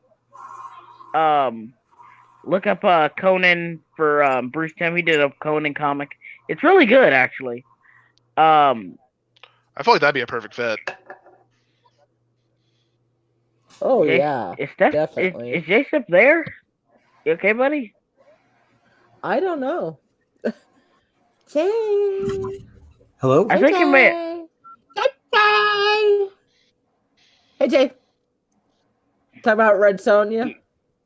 Oh, sorry. I had to go pee. For a second. I was trying to run there and run back as much as possible. I am so sorry. That's cool. Just we usually just see like the mute thing on there, like that would like imply like somebody was gone. But okay, cool. I will do that for the future. Yeah, he did a Conan book, and it's actually pretty good. Like I said, Bruce Timm is a lot like Toriyama in that his art style looks so simple, but it's actually just so stylish and complex. Even though it looks like it could be so simple, it's weird. Oh It's yeah, not weird, but he's mastered the shorthand of like posing characters and stuff. I think that's the big thing. Hmm. The world special. Yeah. Oh, nice. I've looked at that before. I mean, I've like looked at it online. I've always thought about getting that. Nice. Oh, you're making me want that. I love how canonically I think her name's Ariel, the purple haired girl from Dr. Aurelie. Slump. Aurelie. I like Aurelie. I like how Toriyama made it canon that she's stronger than any other character in Dragon Ball. They actually did I love it. They did a short and super where she was fighting against Goku and Vegeta, and she won.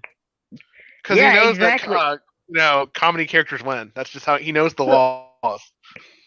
I think they even they broke the fourth wall with that. Her in a sort of Zeta style going on, like her with the very first Zeta inspired piece. That's so awesome. You know, his wife had to take away his Dragon Quest game whenever because he got too addicted to it. Oh, it was like stopping him from working. Not surprised though. Well, Chi-Chi's based on something real. That's all I'm saying. Chi-Chi's based on something real. Can I share the screen on something? I just saw this for the first time, and I just want to share this. It's Bruce Timm's construction shapes. I don't know if this is legit, but it actually looks pretty.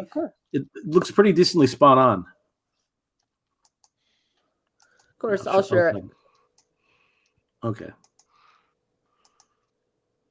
There we go. So this is now again. I'm not sure if this is actually. It probably isn't legit, but it's pretty close to the shape. So, hey, boys and girls, make your own Bruce Timm stuff by following these handy dandy steps. It's pretty accurate. Yeah, like Bruce Timm porn. I feel like his are a bit more dynamic. Shape. We were just talking about how to make the characters, and you went right to porn. Well, Bruce. Here's the thing. Bruce does do a lot of risque. Fuck it. Bruce is always horny. I don't know what it is. He's just always fucking horny. He's on that wavelength. Don't let anybody tell you can't like draw like risque shit and then not getting like an entry or something like that. Like, he's the poster boy. He's drawn actual porn of Harley and Joker. Just saying it. Oh yeah. Oh, did you guys you guys know Lilo and Stitch, right? That super wholesome, loving movie. You also know How to Train Your Dragon, right? That also super awesome, wholesome movie. Yeah. Well, here's the thing. Chris Sanders is the creator of both of them, and Chris Sanders is a very fantastic and very well done director. He's also known for his drawings. And let's just say the wholesome man who made Lilo and Stitch is well known for making other stuff. Very interesting.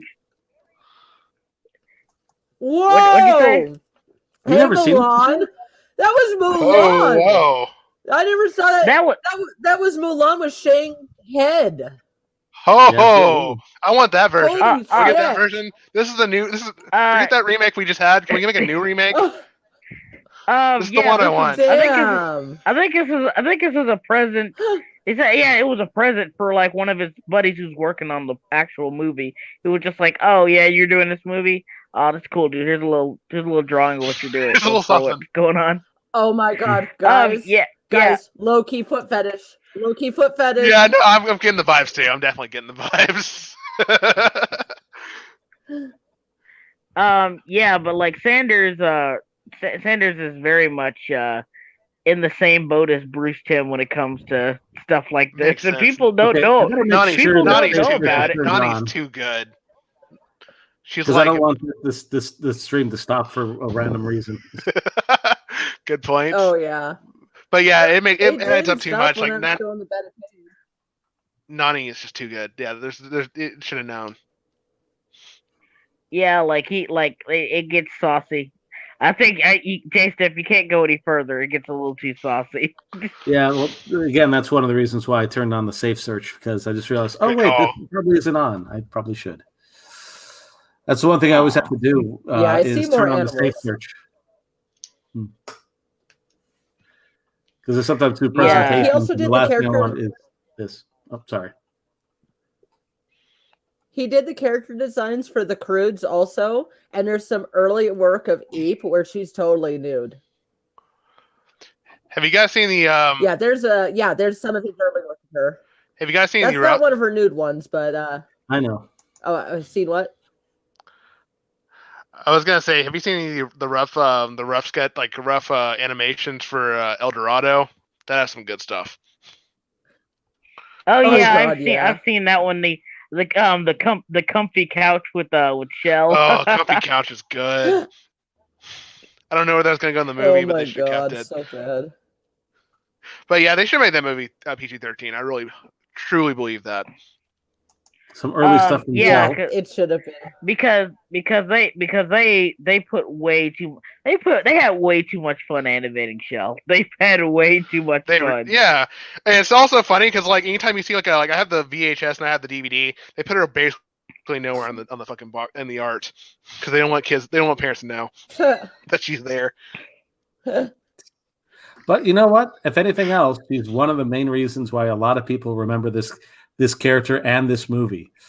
Think about I remember it for being for Tangled ripping it off like what over 10 years later with the horse, because they really did just rip it. Yeah, and then like off.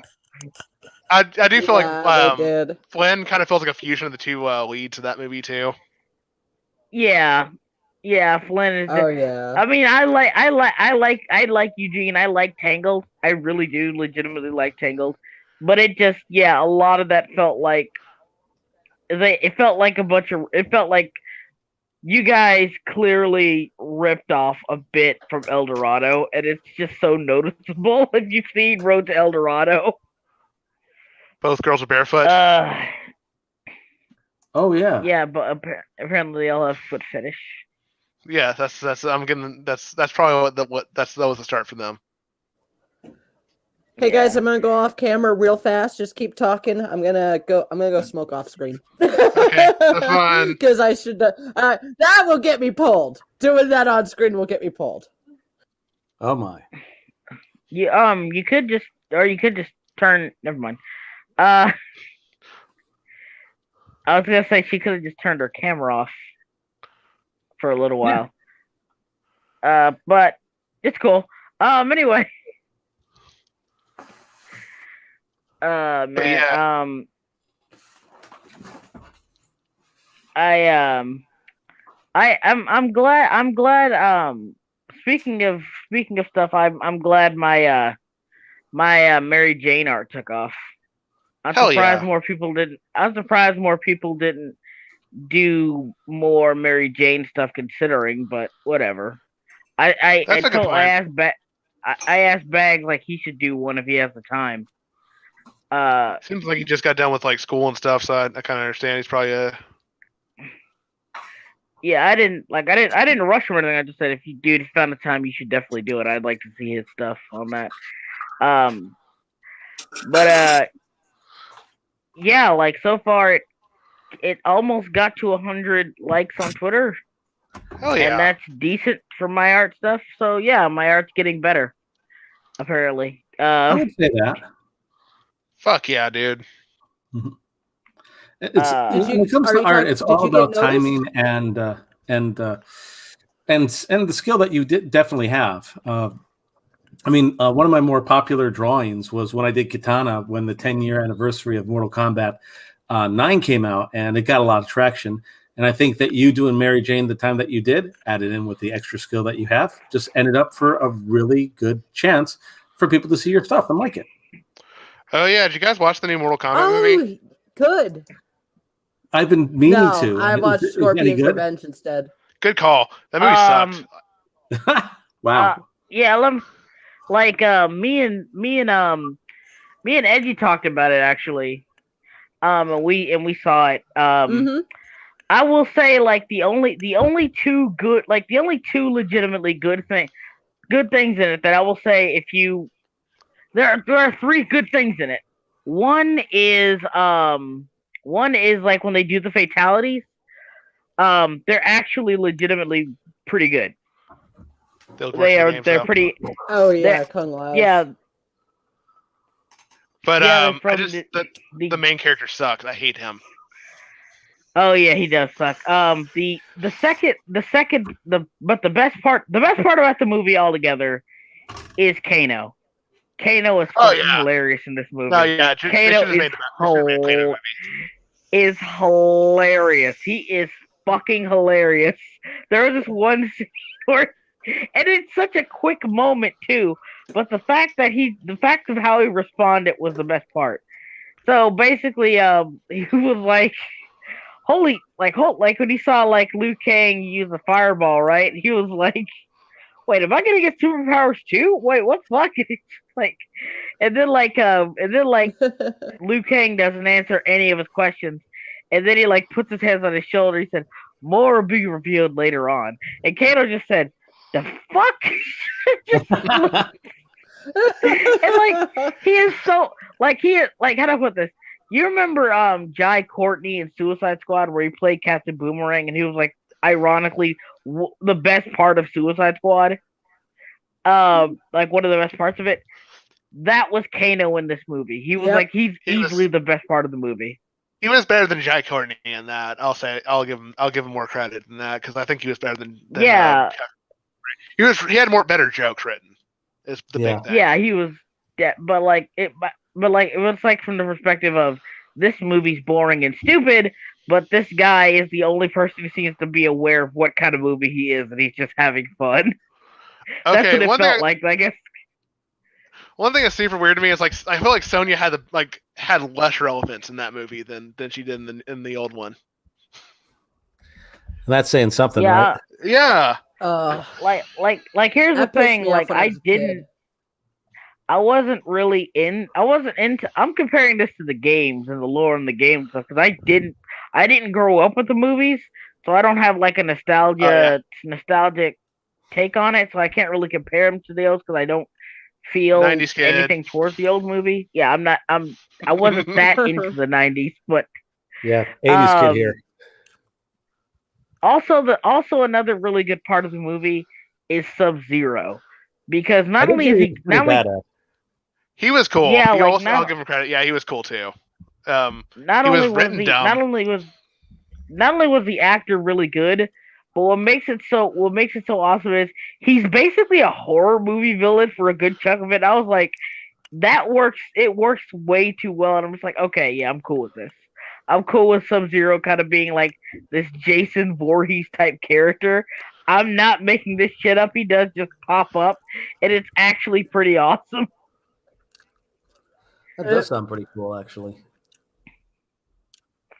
So, like, if I recommend Mortal Kombat just barely. It's like I said, there's enough stuff in there for me to recommend it just barely, in my opinion. I'll admit, if it was probably like Street Fighter or something like that for me, and like then it'd be like a lot cooler. But also, I really don't like the main character because he's like they made him a new character. I don't understand why they did that. There's literally no reason. He's original character. Do not steal. He's original character. Do not steal. I was just calling him Markiplier the whole time because he looks like Markiplier to me. Mortal Kombat. That would be interesting. Oh my god, guys. Joel McHale as Johnny Cage was surprisingly fucking amazing in Revenge of Scorpion or Scorpion's Revenge. I love that performance too much. Anyone watching this, watch Scorpion's Revenge instead if you really want a good, authentic Mortal Kombat movie because that movie's dope as fuck. Oh, I will let people know though. It has the Quan Chi retcon in it, not the Elder Sub-Zero killed his family. It's got the Quan Chi did it all retcon, which started showing up in the 2000s. Just letting that know for the older people. because like my parents did not. Well, my stepdad knew nothing about Mortal Kombat. Like my mom at least knew some. I'm gonna let you guys know I love Sonya Blade. I think I actually learned to blow kisses from her. So 5-year-old girl learning to blow kisses from Sonya Blade. Okay, Soggy, But, question for that's you. why I was- Which? Oh sorry. yes. Which would? Yes, go ahead. Which version of Sonya Blade would you consider your favorite? I liked Mortal Kombat 9. I played 9. I liked her a lot in Scorpion's Revenge. I haven't seen the new movie. Actually, I think I just like Sonya. I don't think there's ever been a Sonya I hate, except the original movie. Oh wait, Apocalypse or Armageddon, where the fuck that's called. That's just a bad fucking movie. Yeah, thank you. The last 10 minutes when Sonya Blade all of a sudden becomes a damsel in distress in the movie is so out of character. It's so fucking weird. Like that is so random. But I love her portrayal in Scorpion's Revenge. Good portrayal. In the new movie, she's fine. She's just a little bland in my opinion. She's just bland action movie lady. She's not bad. She's not bad, and she's never becomes a damsel in distress, except for one moment where she's like trapped under a rock and Jax has to like pick up the rock to save her. But outside of that, she's never really a damsel in distress. With his magic arms. Yeah. Yeah. It's so weird. Like it's not like there are no cyborgs in this movie. There are no cyborgs. It's legitimately just like Kano's like. When you like get chosen for the tournament due to a birthmark or it's really stupid. You get fighting shonen powers. It's a fighting shonen movie. That's what it is. Yeah, you get a special power apparently. And Kato's is literally just a laser eye. It's so stupid. The more I think about it, you think it'd be the somersault move. Why wouldn't it be the move where he like does the impossible roll at you in midair? and the more I think about it, that is a pretty lame like power. Like it's just this guy gets like a magic hat that slices people, and this guy gets fire blades, whatever. And you just get a laser out of your eye. I want magic kisses. I want the magic kisses. I'm the token woman. Give me my magic kisses. Explain the main character's power. No kisses. What's his superpower? It's literally plot armor. It's literally plot armor. I'm not exaggerating. It's literally plot armur. But he loves his family, his prop family. He loves them. J-Step. Look up the armor, Mortal Kombat movie armor. Because he legitimately gets fucking plot armor. That's his superpower. It literally lets him absorb any and all blows from his enemies, and it gives him like these tonfa and blade combo things. And I swear to God, I hate him so much. Mortal Kombat Cole armor. Put Cole armor. That's his name, Cole. I'm going to all y'all to apologize to Alice from Resident Evil. Oh, here we go. Wow. I'm going to need all y'all to. That's the first part. I need y'all to apologize to Alice from Resident Evil. She was not that bad of OC. Ew. Ew. He looks like fucking Aquaman. Like, what the fuck? I hate it so much. It's so bad. And the worst part is the effects on it aren't that great either because it's clearly trying to be metal, but it looks like rubber when it's like an action. Ew. Because they can't CGI in every scene. Yeah, of course, but still. No, so bad. It's bad. Why'd they do this character? Why wasn't Liu Kang the main character? I don't understand that. Why was it Johnny? I mean, I know why Johnny Cage wasn't the main character. Yeah. Why wasn't Sonya Blade? Actually, let's go with that. Yeah, I'm fine with that too. Main character? She had like an arc they could have expanded on. Like her whole arc was she couldn't find her power, but she doesn't really show that much concern over it or anything like that. But she wasn't chosen, you see, and she felt a bit jealous because she wasn't chosen because you have to kill. Because here's the thing: it's either inherited through blood. I don't know how that works, but okay. Or It's a fighting no, shonen. I just can't underline that enough. It's fighting shonen logic. Like I mean, even by that logic, it doesn't make any sense. Like, it says, oh, well, this mark is passed down from parent to child, apparently. But also, you have to kill another person in order to get the mark, which kind of makes sense. But the whole parent and child thing doesn't make any sense at all. Like, at all, period.com. It doesn't make any goddamn sense. So, like, when they try to say, oh, well, Cole, you have this birthmark and it means you are chosen. Well, how does that work? Does the person who, how does that work? Does it, like, it doesn't make any goddamn sense. If you get chosen by killing somebody who has the mark, and you get the mark when you kill that person, because that's how Sonya gets her power. She, bit of spoilers. She kills somebody who has a mark. I don't remember who it was. She fights Melina at first, and then when she fights again, she fights Kano. But like anyway, that's how she gets her power and like helps defeat. And Cole doesn't really beat anybody on his own, by the way. The only person he beats on his own is Goro, and he goes out like a bitch. Wait, does he go out as bad as he did in the original Mortal Kombat movie? I don't remember. Liu Kang won. Liu Kang won. Oh, it was Johnny Cage. Johnny Cage fought him. Johnny Cage won. Yeah, he basically punched him in the nuts to get his attention, and then I think he attacked him. I think he kicked him off a cliff or something like that. Which are all moves in Mortal Kombat. Just want to point that out. Oh yeah, I love that about the movie. 90s supremacy. Yeah, but like I'm telling you this right now. That soundtrack. They kind of play it. It's like a remix. They play that at the end of the movies, because of course they do. Like my biggest problem with this movie is that it feels like a generic MCU movie. And it does. And like 70% of this movie is setting up more stuff for the next films, and just Cole standing there while people are explaining exposition. I'm not even kidding. That is 70% of the dialogue is exposition. Oh yeah, I'm not exaggerating. They gotta explain the fighting shonen powers that don't make any sense. I just think, speaking of shonen, I think it's interesting that at least for last weekend, what do you call it?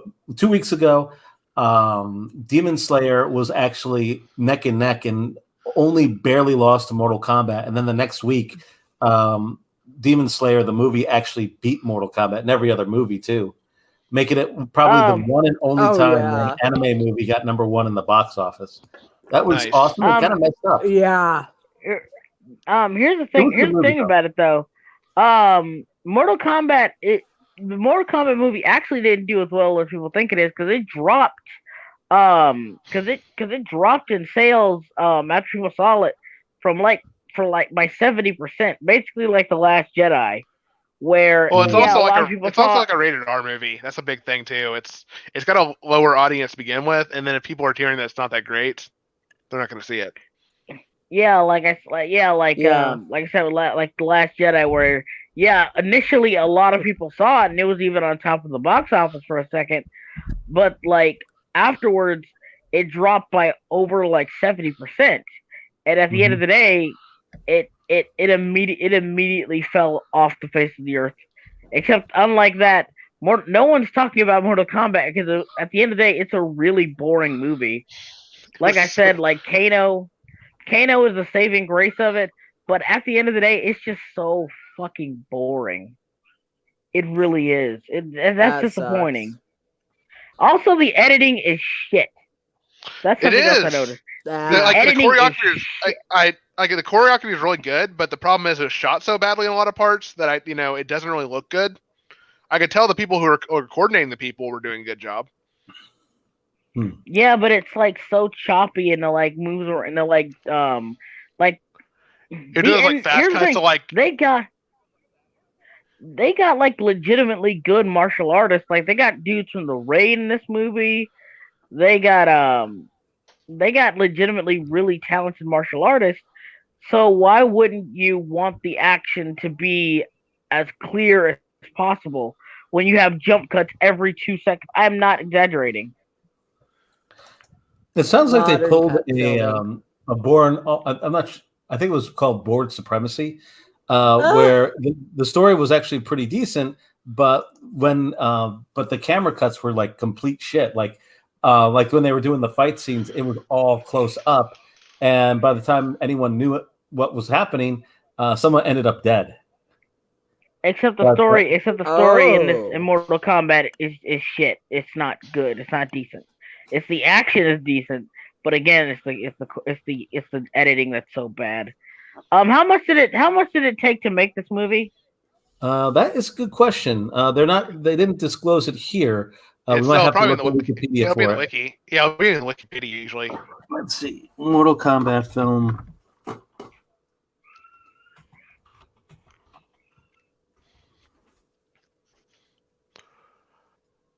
Rather knew which one I was talking about. I'm actually Okay, fully expecting so it, and like its budget was 50. Wow, really? 55 ooh, million? that's bad. Then they didn't do Oh good at all. damn! Well, remember that's part of its success, and I put it? that in quotation, is how many people saw it on HBO Max as well. If a lot of people ended up watching it on HBO Max, it potentially still could be a hit. Yeah, Now, I will here's the say thing, I watched dude, it on when HBO you Max. I mean, after all, yeah, look, but I get that, but I'm just saying, like, for those who are watching and don't realize, it may seem decent, but here's the thing: in order for a film to do well, it must make twice its budget back. That's the net positive for a movie. It has to make at least double its budget back.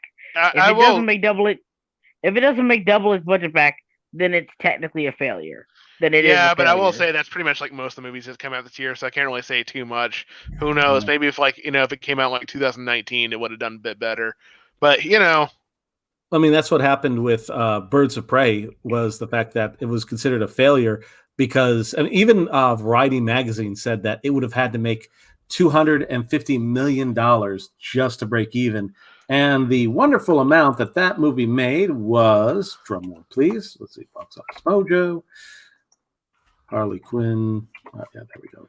what was the full title of that? It was like Harley Quinn, like fantastical, like That was Birds of Prey and the Fantabulous Emancipation of One Harley Quinn.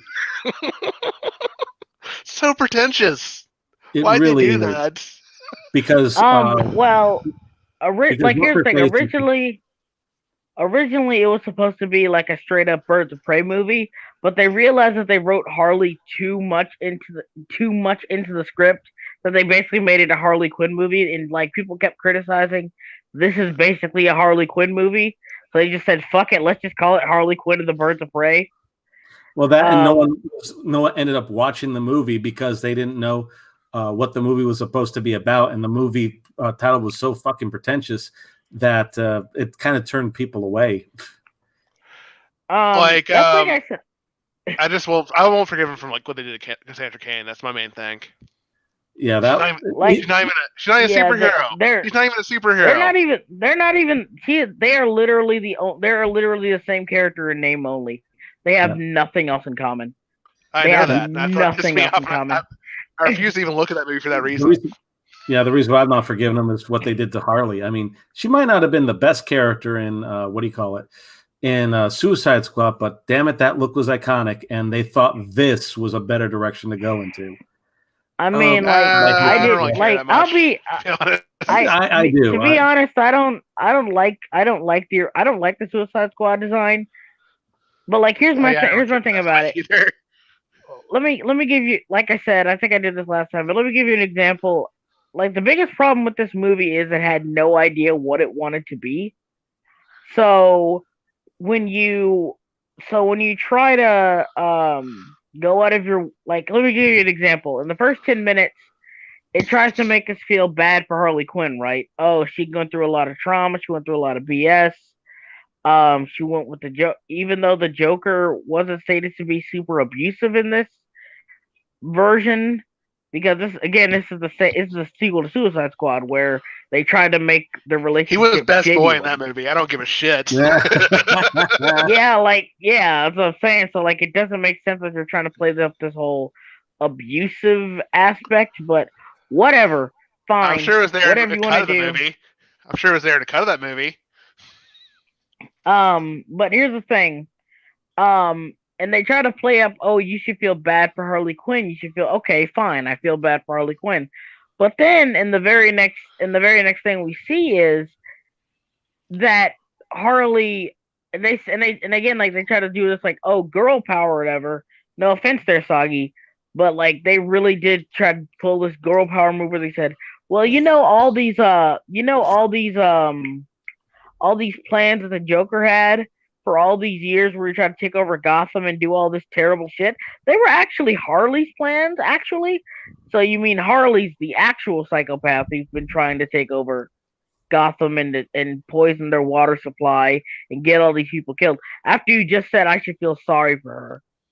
Yeah. So, like, what is this supposed to be an empowering moment? Should I feel empowered? Should I feel no, like you weren't supposed to think about it. Don't think about it. Don't think about it. Just don't think about it. And then the movie, and as the movie progresses, it's shown that Harley, unlike her original depiction in the original Batman show, where it showed that while she was crazy, a lot of the bad stuff she did was because of Joker's influence. But it turns out when she's not influenced by Joker, she's not too bad. She's still a villain, but she's a more jovial and less malicious villain, basically. Here, they make it clear that she's very ruthless. She's very cruel. A lot of people are upset about her for some reason. Most of Gotham is pissed at her for doing horrible shit. So for the first 10 minutes of the movie, you're trying to submit that this character is super traumatized, is a victim, and I should feel sorry for her. But in the next breath, you say, well, she's actually this cruel super villain, go girl boss. You can't be both. You can't be both. Well, Slim, something else to kind of go on to that as well. The first 10 minutes, if I'm not mistaken, she also didn't exactly tell people that she broke up with, or not that she broke up, that he broke up with her. So she's still, quote unquote, protected by basically being Joker's girlfriend. So it seems kind of ironic that a movie that's supposed to be so empowering basically has Harley ride out the whole reputation that she is Joker's girlfriend, so she's quote unquote untouchable. So she has to be protected by a man so that everyone won't want to kill her ass. So doesn't seem very empowering to me. And here's the worst part: a movie where it's just Harley Quinn getting over a breakup with the Joker and just going balls off the wall insane throughout Gotham is a great idea for an R-rated movie. That's a great idea for a film. And it would be a great It would be a great solo movie for Harley Quinn. I'm not saying I'm against it. I'm saying that you guys just executed it horribly. When I said when I did my waifu tier list, I said I like Harley Quinn for that reason. I love the original Harley Quinn from the original Batman show. She's a great character, but you just gotta know how to do her right. Oh yeah. Yeah, I blame Kathy Ann and Christina Hodson for basically fucking up this movie. Though seriously, Paul Dini and Bruce Timm did this too. Really? What did they do? No, they probably did based off of animation. The animation. Right. Oh wait, talking about I know she's based on actress or based off of character. Her original voice actress is the one she was based off of. Yes, it was a soap opera episode too. Yeah, she was based off her. Yeah, he was like sick at home, and he watched the soap opera episode she was in, where she played a jester character. Huh. It's so. You know what's really weird? You know how like Harley Quinn's kind of become a sex symbol. Ironically enough, in the original designs for her, Paul Dini and even Bruce Timm, they both admitted that she was never really intended to come off as sexy. They wanted to play her up as cute. as like a cute little psycho girl. I feel like I feel like there's a thing just where like people will like latch on to the ones that aren't necessarily supposed to be sexy because that's like the most ones that's the most fun ones to sex up. Yeah, you know? yeah, and not that they didn't definitely. like. Again, it's still Bruce Timm. He's still obviously gonna play that up, but like but like the original, like if you look up the original sketches of her, they intended for her to be more like a cutesy ditzy type deal, and she still was, but people just heavily based on It's like Frankie from we were talking about that last time, like the last time I was on your podcast. We were talking about how Frankie was like not really intended that way, and then but she was also based on dude's wife. I'm just like, okay, so that's where it's because it's leaking out then too. I still love Craig McCracker's response to everything. He said, "Yes, I have seen the porn, and I'll leave it at that." That was just like the best way to respond to that. Like, I'm aware. I'm not slow, guys. I'm aware. Oh, there's like a zone picture right there. It somehow still made it in the strict zone 10. Yeah.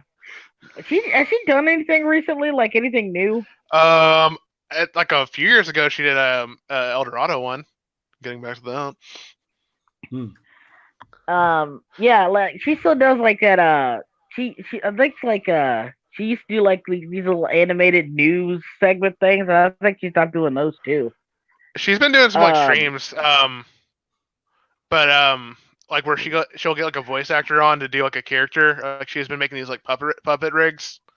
That was like it's about a year ago since I saw that. But that seemed like what she was like interested for a minute was making puppet rigs.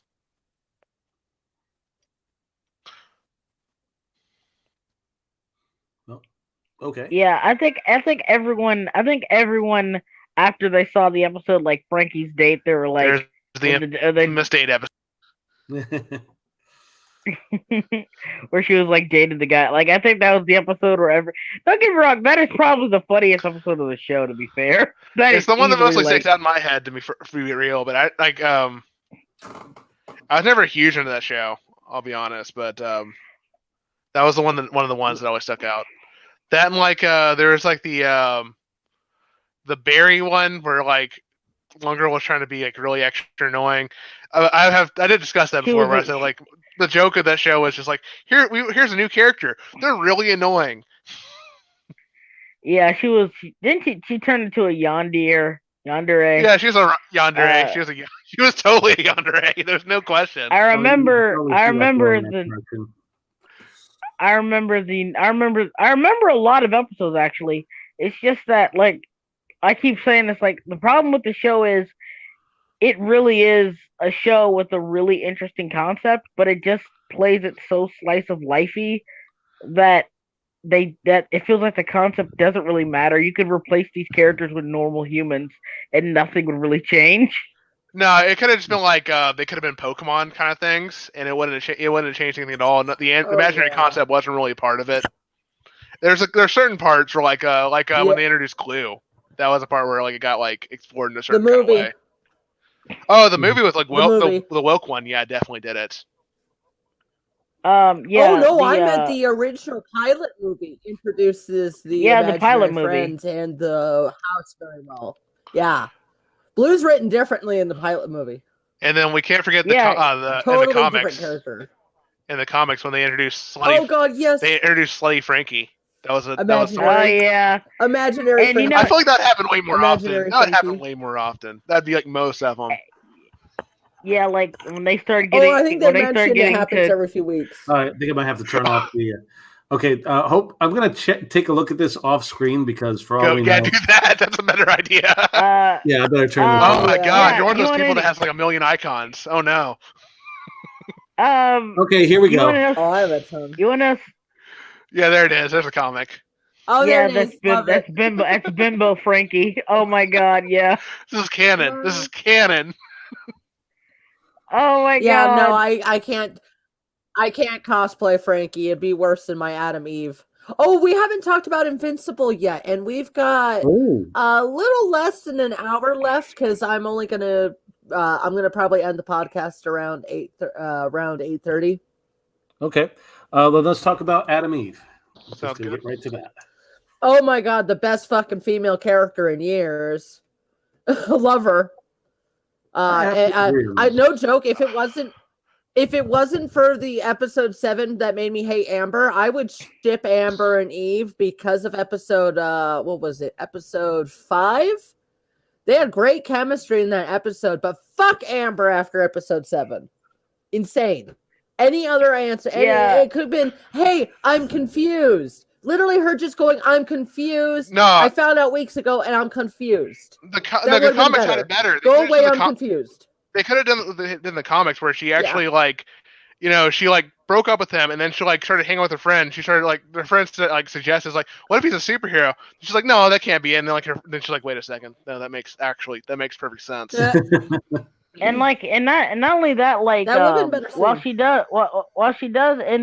they do end up, eventually breaking up in the comics, it's actually handled a lot better because she's like, I can't deal with the stress of dating a superhero. I just can't deal. She just can straight up says, I can't deal with it. Not want to be part of the relationship. No, it's fair. It's totally fair. I just want to point out one thing I don't like about Adam Eve in the show. Why'd they just make it an X? It's supposed to be an Atom. Put another thing around it. Oh, it bothers the crap out of me. It looks like almost like she's anti-female. Yeah, that's why I was like, God, it's kind of like. So it reads as. It's weird. Yeah, let's see if we can find the original comic icons for guys. I'm not sure if you all can see that. Oh, is that when she's pregnant? Not sure, but there's one shot. There's one shot where they actually drew it right. There's one episode, and there's one shot where they drew it right. I just don't understand. It feels like in the '60s Spider-Man. Yeah, in the '60s Spider-Man, they didn't do all the webs on his costume. It feels like that to me. Well, the reason why they didn't do that was because trying to animate that at 24 frames a second would have been a massive pain in the ass. I get that, but they could have just put another cross through it. Just put one more thing through it to where it doesn't read as X. It bugs me so much. It's I understand it's like a pet peeve type of thing, but it bothers me. Even if they just put, sorry, Amber, I have to not Amber. Sorry, Adam Eve, I have to kind of do this. If they put more of a circle and less of a line, they probably could have still got the point across, even if they just had the X circle-ish area, and they didn't have this. But in this case, it looks like, again, no women allowed is near Adam Eve, I guess. It feels like that. It feels I'm super anti. That's the never know, ma'am. That's the incel insignia right there. Yeah, she's pro incel.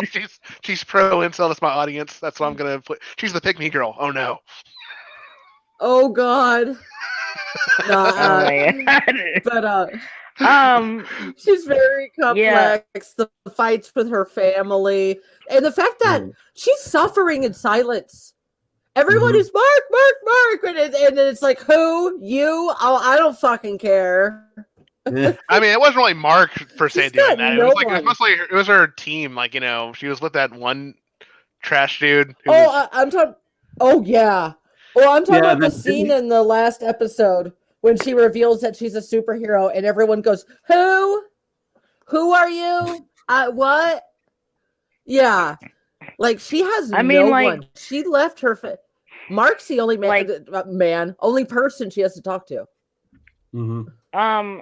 To be fair, she does get better later on in the comic.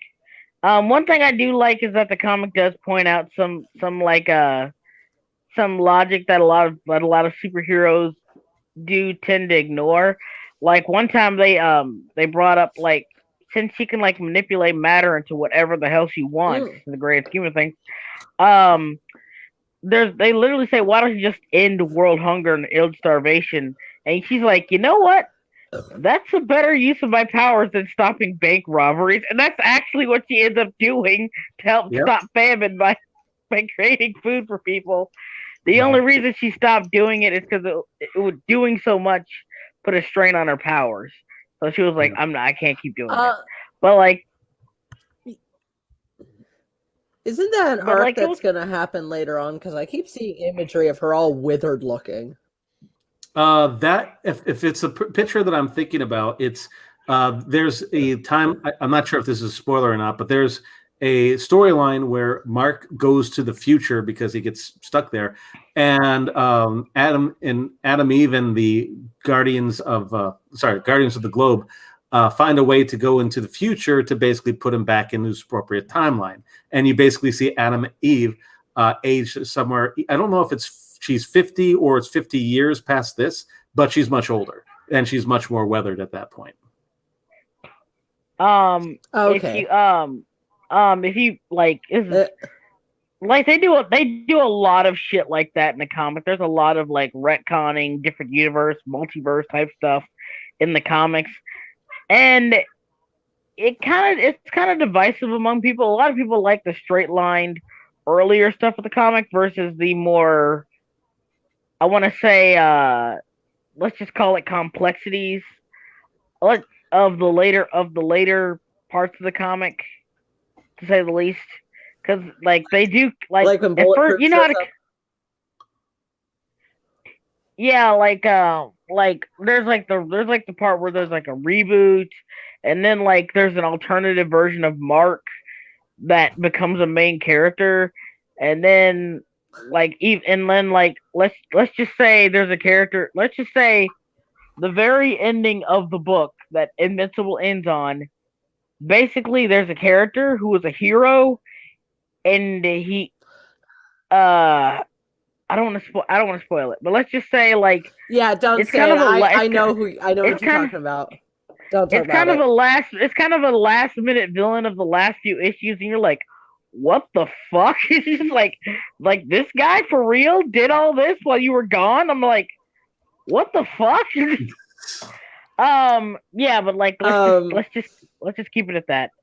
I will say I'm kind of used to like indie comics having weird endings, like or like more creator own, like Fables and its spinoff all have dumb endings. Like I remember the one arc where Snow White literally has like 7 kids at one time, and it's pretty fucked up. That was good stuff. With Big Bad Wolf, they're the best couple. I don't even care. Yeah, but still, like it was kind of disturbing. Like she said it was like one of those gruesome moments of her life, and she hates and she seven kids at once. It's a very Bill Willingham moment. But here's the thing. Here's the thing. I think Invincible, the comic anyway, as it did go on, the earlier stuff in the comics is a lot better than the later stuff, because the earlier stuff was kind of, subvert, like it was kind of another subversive take on the superhero, right? But later stuff's kind of embraced it kind of embraced what it was parodying at first. Essentially, that's kind of what later. That's how it always happens. I mean, you become what you make fun of. Dragon Ball. Dragon Ball was like, remember when Dragon Ball was making fun of like all the fighting shown and shit, and then it became the definitive one. Yeah. Oh yeah. Well, something that's kind of neat about Invincible. Something that's kind of neat about Invincible is we've seen that it is not afraid to add more exposition and more elements to it. I mean, and I'm sure that Slim could back me up on this. That the original comic, the way that the Guardians, all right, potential spoiler for those of you who haven't seen the show, but it's a bit of a story point. The way that the Guardians of the Globe ended up buying it in the original comic was super quick, like basically just Omni-Man basically beheaded everybody. But in the animation, they drew that out, and it was brutal. The one thing I'm thinking in the entire fight, I'm like, okay, you should just have the speedster just work on defense. Don't have him attack. That is the stupidest. And he's attacking. And oh my god, this Oh is yeah. the whole time I'm just thinking, guys. yeah. I mean, Did like, you here's the notice thing. that the Green Ghost, is a reference to Darna, I think. The fact that she activates her powers by putting a stone in her mouth.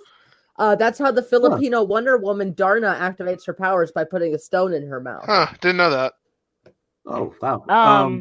Yeah, here's the thing. I was surprised no one was pointing that out. Oh, neat. Yeah, if they like I said, I haven't really seen the show because I haven't had the time to. Because I've been doing a bunch of different stuff. It I has haven't some been really cool watching stuff. TV. I'll say, like, there are some parts they mess with the story. I think the whole, like, Omni-Man, like, where they really try to make it like a fucking, who done it thing, because it's kind of dumb. Because we already knew it was Omni-Man, even if you didn't. I didn't originally know, because I read that, then got caught up and then I got, like, past, like, the part where you're pretty sure it's Omni-Man. Then I started reading the comics. Well, like, yeah, like in the Oh yeah. it was kind of dumb. You're just like, yeah, we know who did it. He's being extra sus. It's Oh god. There's a lot of.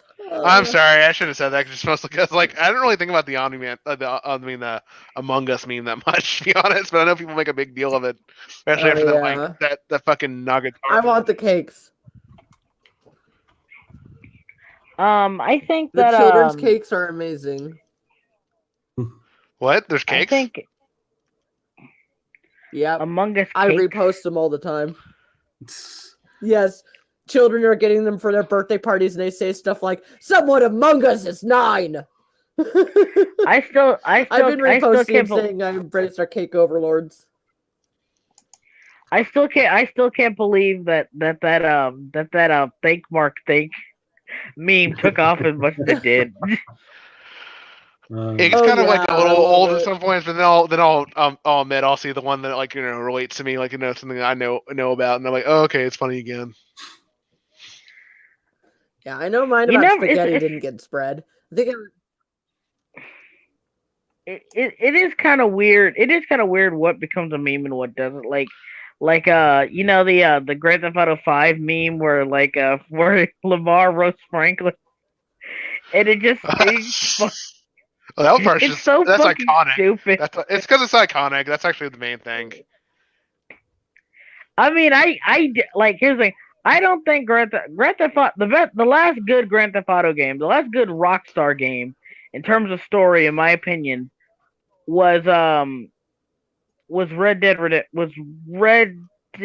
Redemption. Whichever came first, either Grand Theft Auto 4 or Red Dead Redemption. It's one of those two, but I don't remember because they came out at so close to the same time that I can't remember. But those are the last two. I was honestly never that huge in their games, to be honest. I was never that guy. I'm a huge Rockstar fan. I played Grand Theft Auto 3, Vice City, San Andreas, Bully, Grand Theft Auto 4, Red Dead Redemption, Red Dead Redemption 2. I played all of them. I kind of always have this problem where I start them and then I'll kind of get bored and stop them. I don't know. It's kind of like the sandbox games are huge investments. They're like RPG level shit. Mm. Yeah, so, and I can. And my thing is, I'd rather play RPG. Soggy, were you about to say something for I? Oh no, or at least I don't remember. I like I said, I don't like. They haven't made a good story. They haven't made a good story like that since the Grand Theft Auto 4 or Red Dead Redemption. Red Dead Redemption. I'll say this is a controversial opinion, and I don't think has anybody else here is a big fan of Red Dead Redemption or Red Dead Redemption 2? Because I'm pretty sure, like, last time I asked this, nobody was on board. Sorry, yeah, I never really played. Like I played the old ones on PS2, like the ones that are like around when I was like a kid and I had time to play games that I knew I didn't really care that much about. So yeah, and then that's about it. I played them, and that's what when I say I played them, I put the cheat codes in, and then I dicked around. That's how I played those games. Yeah, like you're supposed to. Like the game, like San Andreas is almost you can still play it without cheat codes, but San Andreas you have to have 3 cheat codes to play San Andreas the way it's supposed to be played. And here's the weird part: I did these cheat codes so often that I remembered them from memory because I got the game like about 2 years ago, and it was on a completely different system. It was on my Xbox One, and I did need a refresher course, but the minute I got a refresher course, like muscle memory kicked in, and I remembered every single one: up, down, left, right, R1, yeah, R1, R2, R1, R2, Nice. L1, L2, L. Yeah, I remembered all of it. You need 3. You need the health and armor cheat code that also gives you a ton of money at the same time. You need the gun cheat code, and you need the jetpack cheat code. If you have those 3, you are playing the game the way it is supposed to be played. With I a don't know. ton of Also, the cheat codes, but I don't care. Jetpack made things fun, for sure. Yeah, jetpack was with awesome. a jetpack on, one fist full of cast, and one fist with a gun flying in the air like a fucking Also, wild man. Woo! I like that there's a 2-player code too. That was cool. It wasn't. You could actually like just play 2-player without the code. Really? Oh, that's Maybe Yeah, on like the there's Xbox there's version like or something like no, that. that There's was- probably like- that was on every version. Which I had to do was really. there were like like because this is the thing. The thing about Grand Theft Auto, the thing that makes Grand Theft Auto games so good is that there's a bunch of secrets and unique stuff you got to look for throughout the game. Like it is an open world type game. Oh, So, and this is like for every single. It's like for every single game, like Bully, Red Dead Redemption, all the Rockstar games really. And there's like secret stuff and Easter eggs and stuff like that. You just got to explore. And one of the things you find in there is that there are certain areas where you can find like this thing where it's 2 players, where it's like a 2-player icon on it, and you grab the icon, and if you have a second controller, you can play 2-player with somebody on there. It's like you could like you could just go crazy, do whatever. The only problem is you can't do missions, and you do gotta stay with your partner, and I think you can only go to certain areas. Like there were some areas you just couldn't go to. But other than that, you can do whatever you wanted. Yeah, 2-player sandbox mode. To be honest, like I said, that's how I mostly play the game anyway. So I was like, okay, this doesn't change anything. So like you could play as a prostitute, you could play as a rival gang member, you could play as a baller. It was just fun. It was like play as a dude's girlfriend, right? I remember that being a character I played as. Yeah, you could play as his girlfriend. I think you can play as a cop too. Yeah, it's a really fun mode. But like here's the thing. Red Dead Redemption 2, people kept saying like, oh, it should have won Game of the Year in 2018 or whatever. Ow. Red Dead Redemption 2, its story was not good. And it was a pointless prequel. And a lot of people are blind to this because they always call me crazy, but I'm telling you. I don't know, I've heard it before. Have you watched Nikki Jakey's review of Red Dead 2? No, I haven't seen it. I don't know. Actually, I've heard that a lot. Where it's like usually like the last like third of the game. I've watched like Let's Plays and shit of that game because I'm that kind of guy. But that watches games that I don't even play. But yeah, and I remember a lot of people saying they got bored like the last third of it. Yeah, because like it's like they're trying to do what they did in the first game, where you play as an epilogue as another character avenging the character you just played as because he died. But like, here's the thing: like, the story is just so bad from a prequel standpoint that you could have made this its own thing. Not to mention, some of the characters kind of sucked, and like some of the characters were just ruined because they had no idea how to write them pre the first game. Yeah, and Red Dead Redemption 2 story sucks. That's where I'm going to leave it at. Let's talk about something else now. Anything else? Oh, okay. Do we go back to Adam Eve? Why don't? Oh, I was gonna say actually why? Because we're gonna be done in probably 23 minutes. Okay. So I wanted to talk about this. I checked myself in due to stress, and I'm gonna have to answer. Yeah, I gotta talk to some people at work because I don't know if I'm keeping my job or not. I was not drawing because I still owe these 2 commissions. I really do.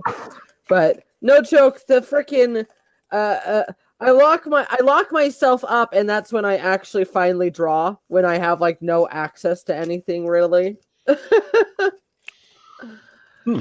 I know this is just yeah. Some of the nearby escapes I've seen. Oh, Let's yeah. see. Where's the some kind of weird fire, man. Ah. Yeah, I was balled up with this horrible little pen that felt like it was gonna snap. They couldn't give me anything. I tried to draw my OC, and then I tried to do some of the orc girlfriend art for world building. I was trying to think of some elven goddess. That's what this is right here. I don't know what that is. Some kind of failed Pac-Man abomination piece of shit. I figured it was just being top of it, considering the new Pac-Man game that just came out recently. There's a Pac-Man game? Yeah. Oh, yeah. I'll make this quick so you can keep on with your story. Yeah, basically think of Super Mario 35. Okay. I like her. But you basically play Tetris. Or not Tetris, Pac-Man. Huh. It's actually more intricate than you would think. Ooh, nice. I remember that one. What do you guys remember that one Pac-Man game? I had it on the Genesis where you had to like smack Pac-Man to get him to move and shit with like a slingshot or something. I kind of remember there being like a. I think that was Pac-Land. Ooh, wow! Damn, that was a lot of really good drawing. That's cute. You do with a pen that apparently could break better than what I have with my iPad. Yep. This is awesome. Oh, thank you. I've also been that's Shinji and Hiro or Hiroshi. That's actually my ninja and his ninja master. The simp. the simp for the sexy teacher. Shinji's over 18. Don't worry, he's over 18. Their age difference is really not that big. Hiro's only 24. And that's kind of the conflict. Hero's really like, no, don't do that, people. No, that's really weird. I'm your teacher. And it's like, no, I don't fucking care. No, I just made him a complete and utter simp for a big, beefy man. Thank you. Yeah. Well, here's a beefy woman. I told you I was trying to do stuff for the orc girlfriend idea. So, and we thank you very much for beefy that. Fantasy women. Hey, beefy is good. Yeah, I'm trying to wonder how I'll do that. I have to set some stuff up for it first. I'll have to set some drawings up and some characters first. I think I might have one called Orc Karen. I'm just gonna have I'm gonna try to spell it all fantasy. Yeah, I'm just gonna spell Karen all fantasy like, and that'd be the orc's mom. But yeah, this is supposed to be the main girl. I drew her hair kind of fucking weird there. Oh, well, okay, guys, then maybe I will keep with the crazy hair. I like it. It's cool. Yes. Guys, I gotta go. Oh, okay. Well, good seeing you, Slim. I hope you feel better. Yeah, same here. Thank you for coming. Yeah, it's no problem. It's just there's a lot of stuff going on at home right now, and it's just I really need to move out. I really need to move out of my house. Yeah. It's just harsh, and not to mention I got superheated during the whole J-Step Campbell debacle, and that kind of made me depressed. I'm not gonna bring it up here because I know everyone's got a different take on it or whatever, and I don't want to bring that energy here, but it really did make me legit depressed. Yeah, it was awesome talking to you guys. Soggy, thanks for taking over for me, I guess. Shit, for the show. Somebody gave somebody a show. Well, I'll try to find a more regular night because I know Mordor wants to do Fridays, but unfortunately, huh? Oh, I was saying goodbye. Unfortunately, Sundays are my day. Oh, goodbye, Chaotic. Yeah, I saw that going up too. But Sundays are my date day, so I don't know what to do because Slim mostly has Saturdays and Mordor has Fridays. Unless I specifically do alts.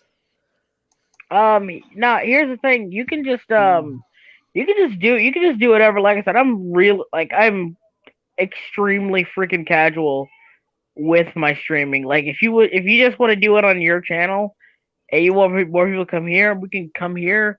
If you could, you don't even gotta ask me. When I'm streaming, just do you whenever you want to do you. Okay. Just don't worry about me. It's cool. I really don't. I'm not saying I don't care. I'm just saying like, don't worry about me. It's cool. Because what days do people even have off? I don't know what days people have besides the week. I work from home. I'm damn near available except for Sundays. I know,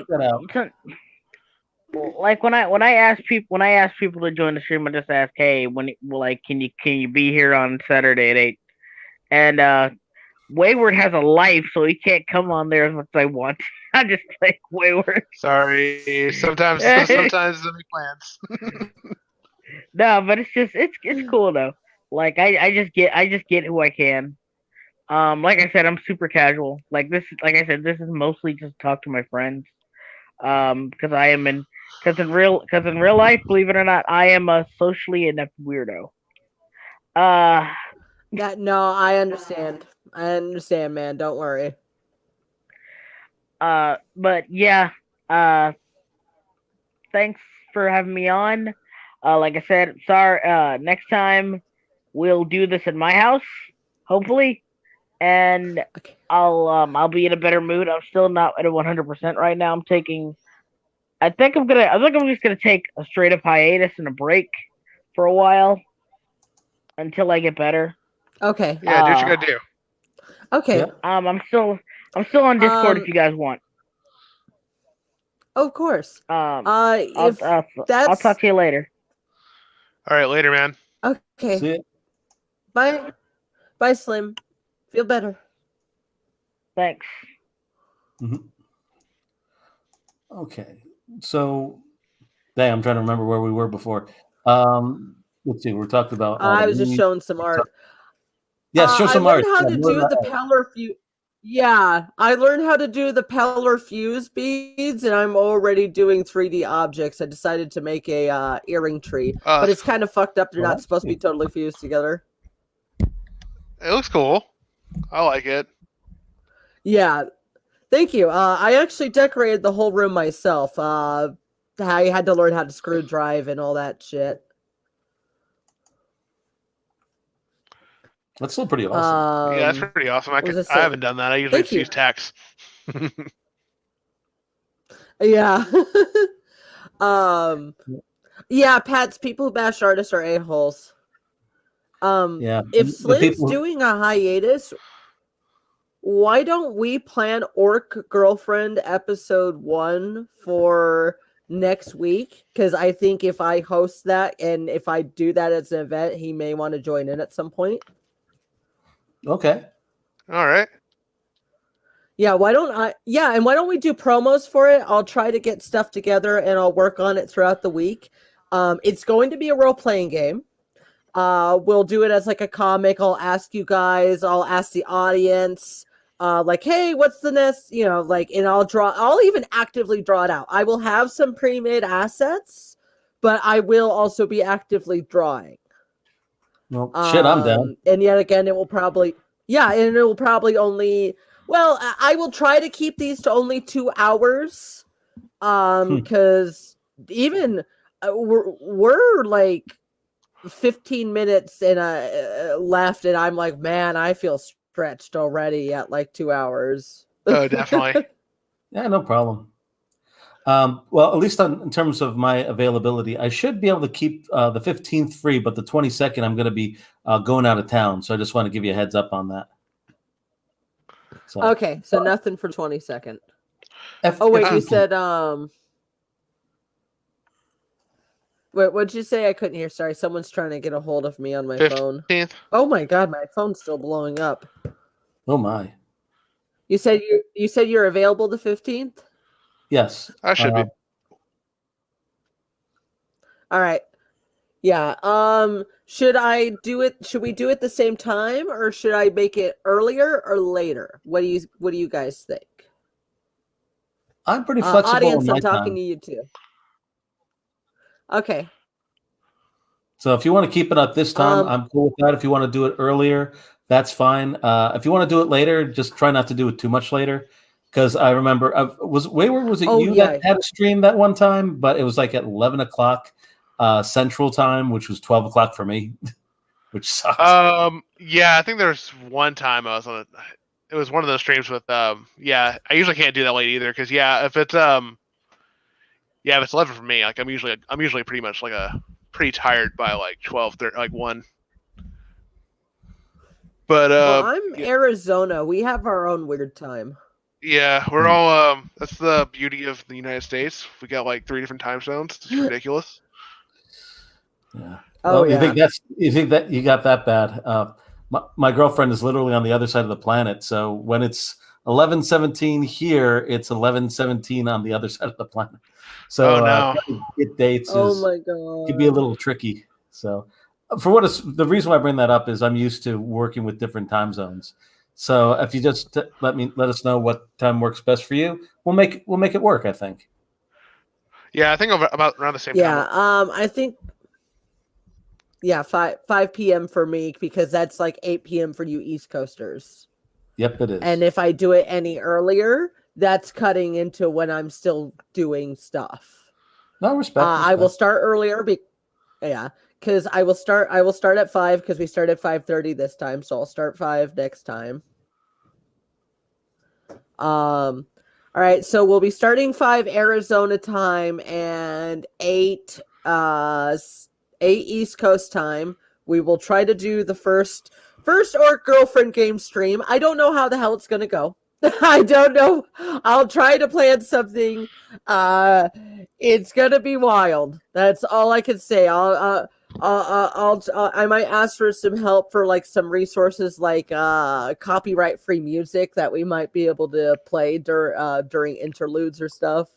Make it more like a game. Yeah. That'd be cool. Yeah, just heads up. This is the first time I've tried anything like this, so I might be asking like a billion questions, but I'll try not to be too bad. Oh, this is the first time too. I've mostly just watched the thing is the other people I've watched, they're all comics and forums.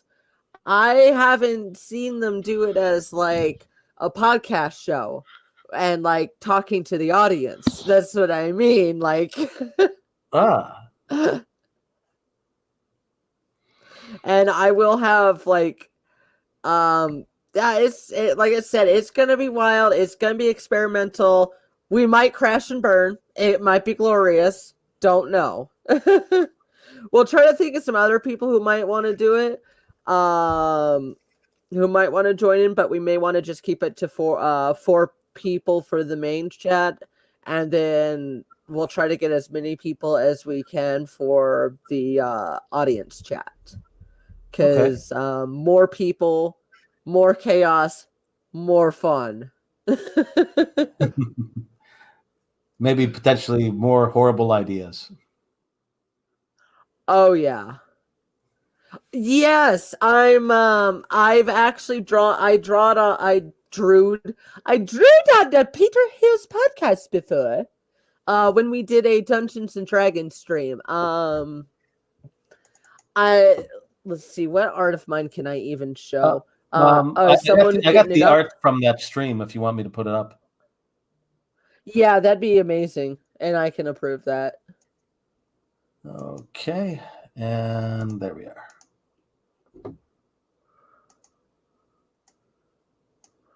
This is absolutely a glorious night. Yeah, I had to cut out during like that oh, stream, yeah, that one was amazing. Oh, that one, but that went well. That went very well. I like this. Yeah, I'll be actively making characters. Yes, Wayward? I was gonna say I like this guy in the bottom left. The guy's awesome. Oh, thank you. This is me. Great, good job, 100%.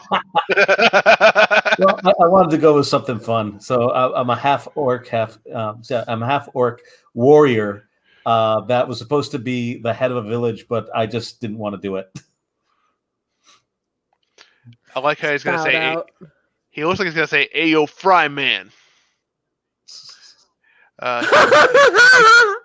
Ayo, Goblin! What kind of crazy plan you got going on?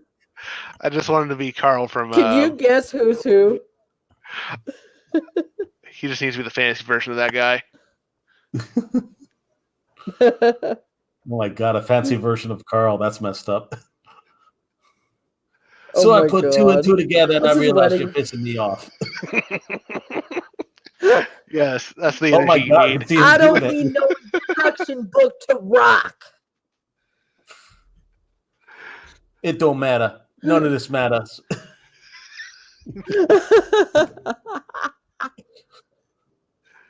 Oh my god. Oh my god, I just realized I have a pair of khaki pants, but I don't have I don't have a teal shirt. I can't. Damn it, no Lois Griffin cosplay next time. Damn. I like how your whole party's like I all don't like, know what to do. This whole party's like they're all like lizards and orcs. It's awesome. Yep. Yeah, we did evil. We went evil. Oh Yes. boy, did we ever! Well, mine's nature, but But no filthy humans. I'm a baby eating lizard. Yeah, no filthy Yep. humans. Well, to be fair with your character, Thanks, they man. kind of treated you terrible, so it's like, yeah, I'll just eat them. Numb. Yeah, I'll just eat them. Oh my god, if I ever start doing animation practice, there's a clip from Family Guy, I think it was like Edward Scissorhands as a babysitter. It's like, oh, and I'll treat it so fine. And they close the door and it opens like, it's dead. I just need to do that with the lizard. It's dead. And they're covered in blood. Oh, wow. We are going to go in a horrible direction with this game. Oh god, yeah. Hell yeah. It doesn't help that I kept implying that during the summer. Okay, so this is a real thing with lizards. I kept implying that during certain times of the year, like summer or heat related, that the lizard turns male. And that's a real phenomenon that happens. That they're all born one gender, the weather changes, and some of them turn male. That's why, like, it had, don't eat dog, don't hump dog. What do I do with dog? Like, that's why I had that the speech about what do I do with dog. I just thought it's something that's just ripped out of where it should be and forced in a cute little dress in somebody's pampered arms. The only thing that I wish that we kept from that night, yeah, a little bit. Oh yeah. The only thing I wish we kept from that night was the that elf girl that you drew, the really big busty one. That was the only thing we didn't keep, and I was like, oh, I wish we kept that. No, damn. She's in there. I have drawings. I can get the drawing of that. Oh, nice. I don't remember what her character was. She was one of the cops. I remember that. Yeah, you're the goblin. Yeah, Slim's the goblin. Yes, and Mordor's our tiefling edgelord. Yes, the paladin that isn't exactly too smart. The mad god paladin. Yes, yeah, God. I'll burn the orphans. Why did you burn the orphanage? Because they were evil. What made you think they was evil? God told me. And for some reason God sounded like that lizard. Burn the orphans. Oh yeah. No. The lizard's like, give me a t-shirt and smoothie. Oh, you know what? We got a few minutes left and I'll bust it out. I found something. Ooh. Uh-oh. Hey, anytime she's found something, it's been fun. I'm looking forward to this. Let's see what it is. Hold on.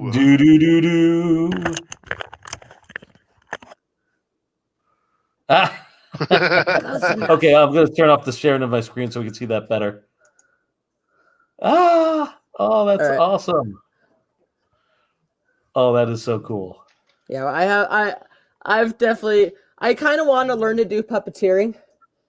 Little better. Oh, I gotta find I have to find a decent lizard voice. Oof. Little heart. Oh, that's not a lizard voice. Little heart, I'm going to be eating babies.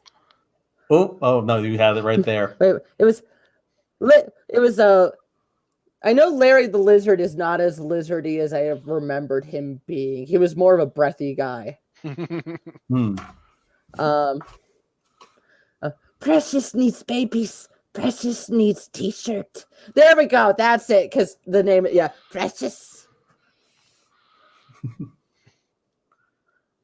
Wait, let's. Oh wait, my arm doesn't bend that way.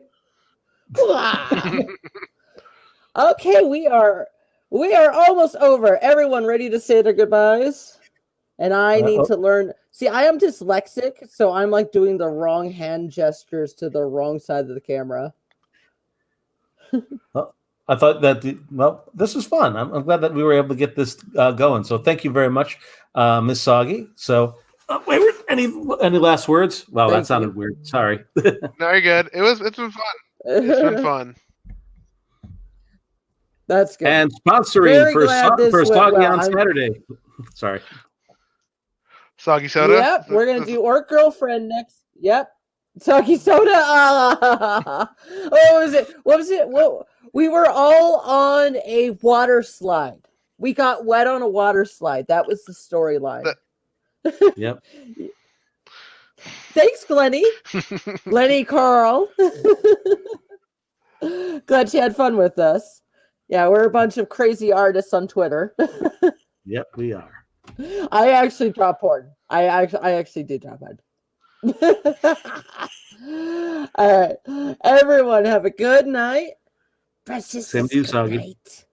Bye-bye. All right, good night, everyone. And everyone keeps the Campbell stuff has been going nuts ever since I redrew her in the bunny outfit. Like, it's been popping off that one's like fun. crazy. And I got people correcting my spelling so much, and they're still still spreading around this misspelled one. I wouldn't worry about it. That's just the Twitter way. That's how you know it's on Twitter. Yeah. Yep. All right. You right. got a typo tweet? Good night, everyone. Good night. Yeah, good night. that's you. Good night, everyone. End broadcast. Yes, I want to end.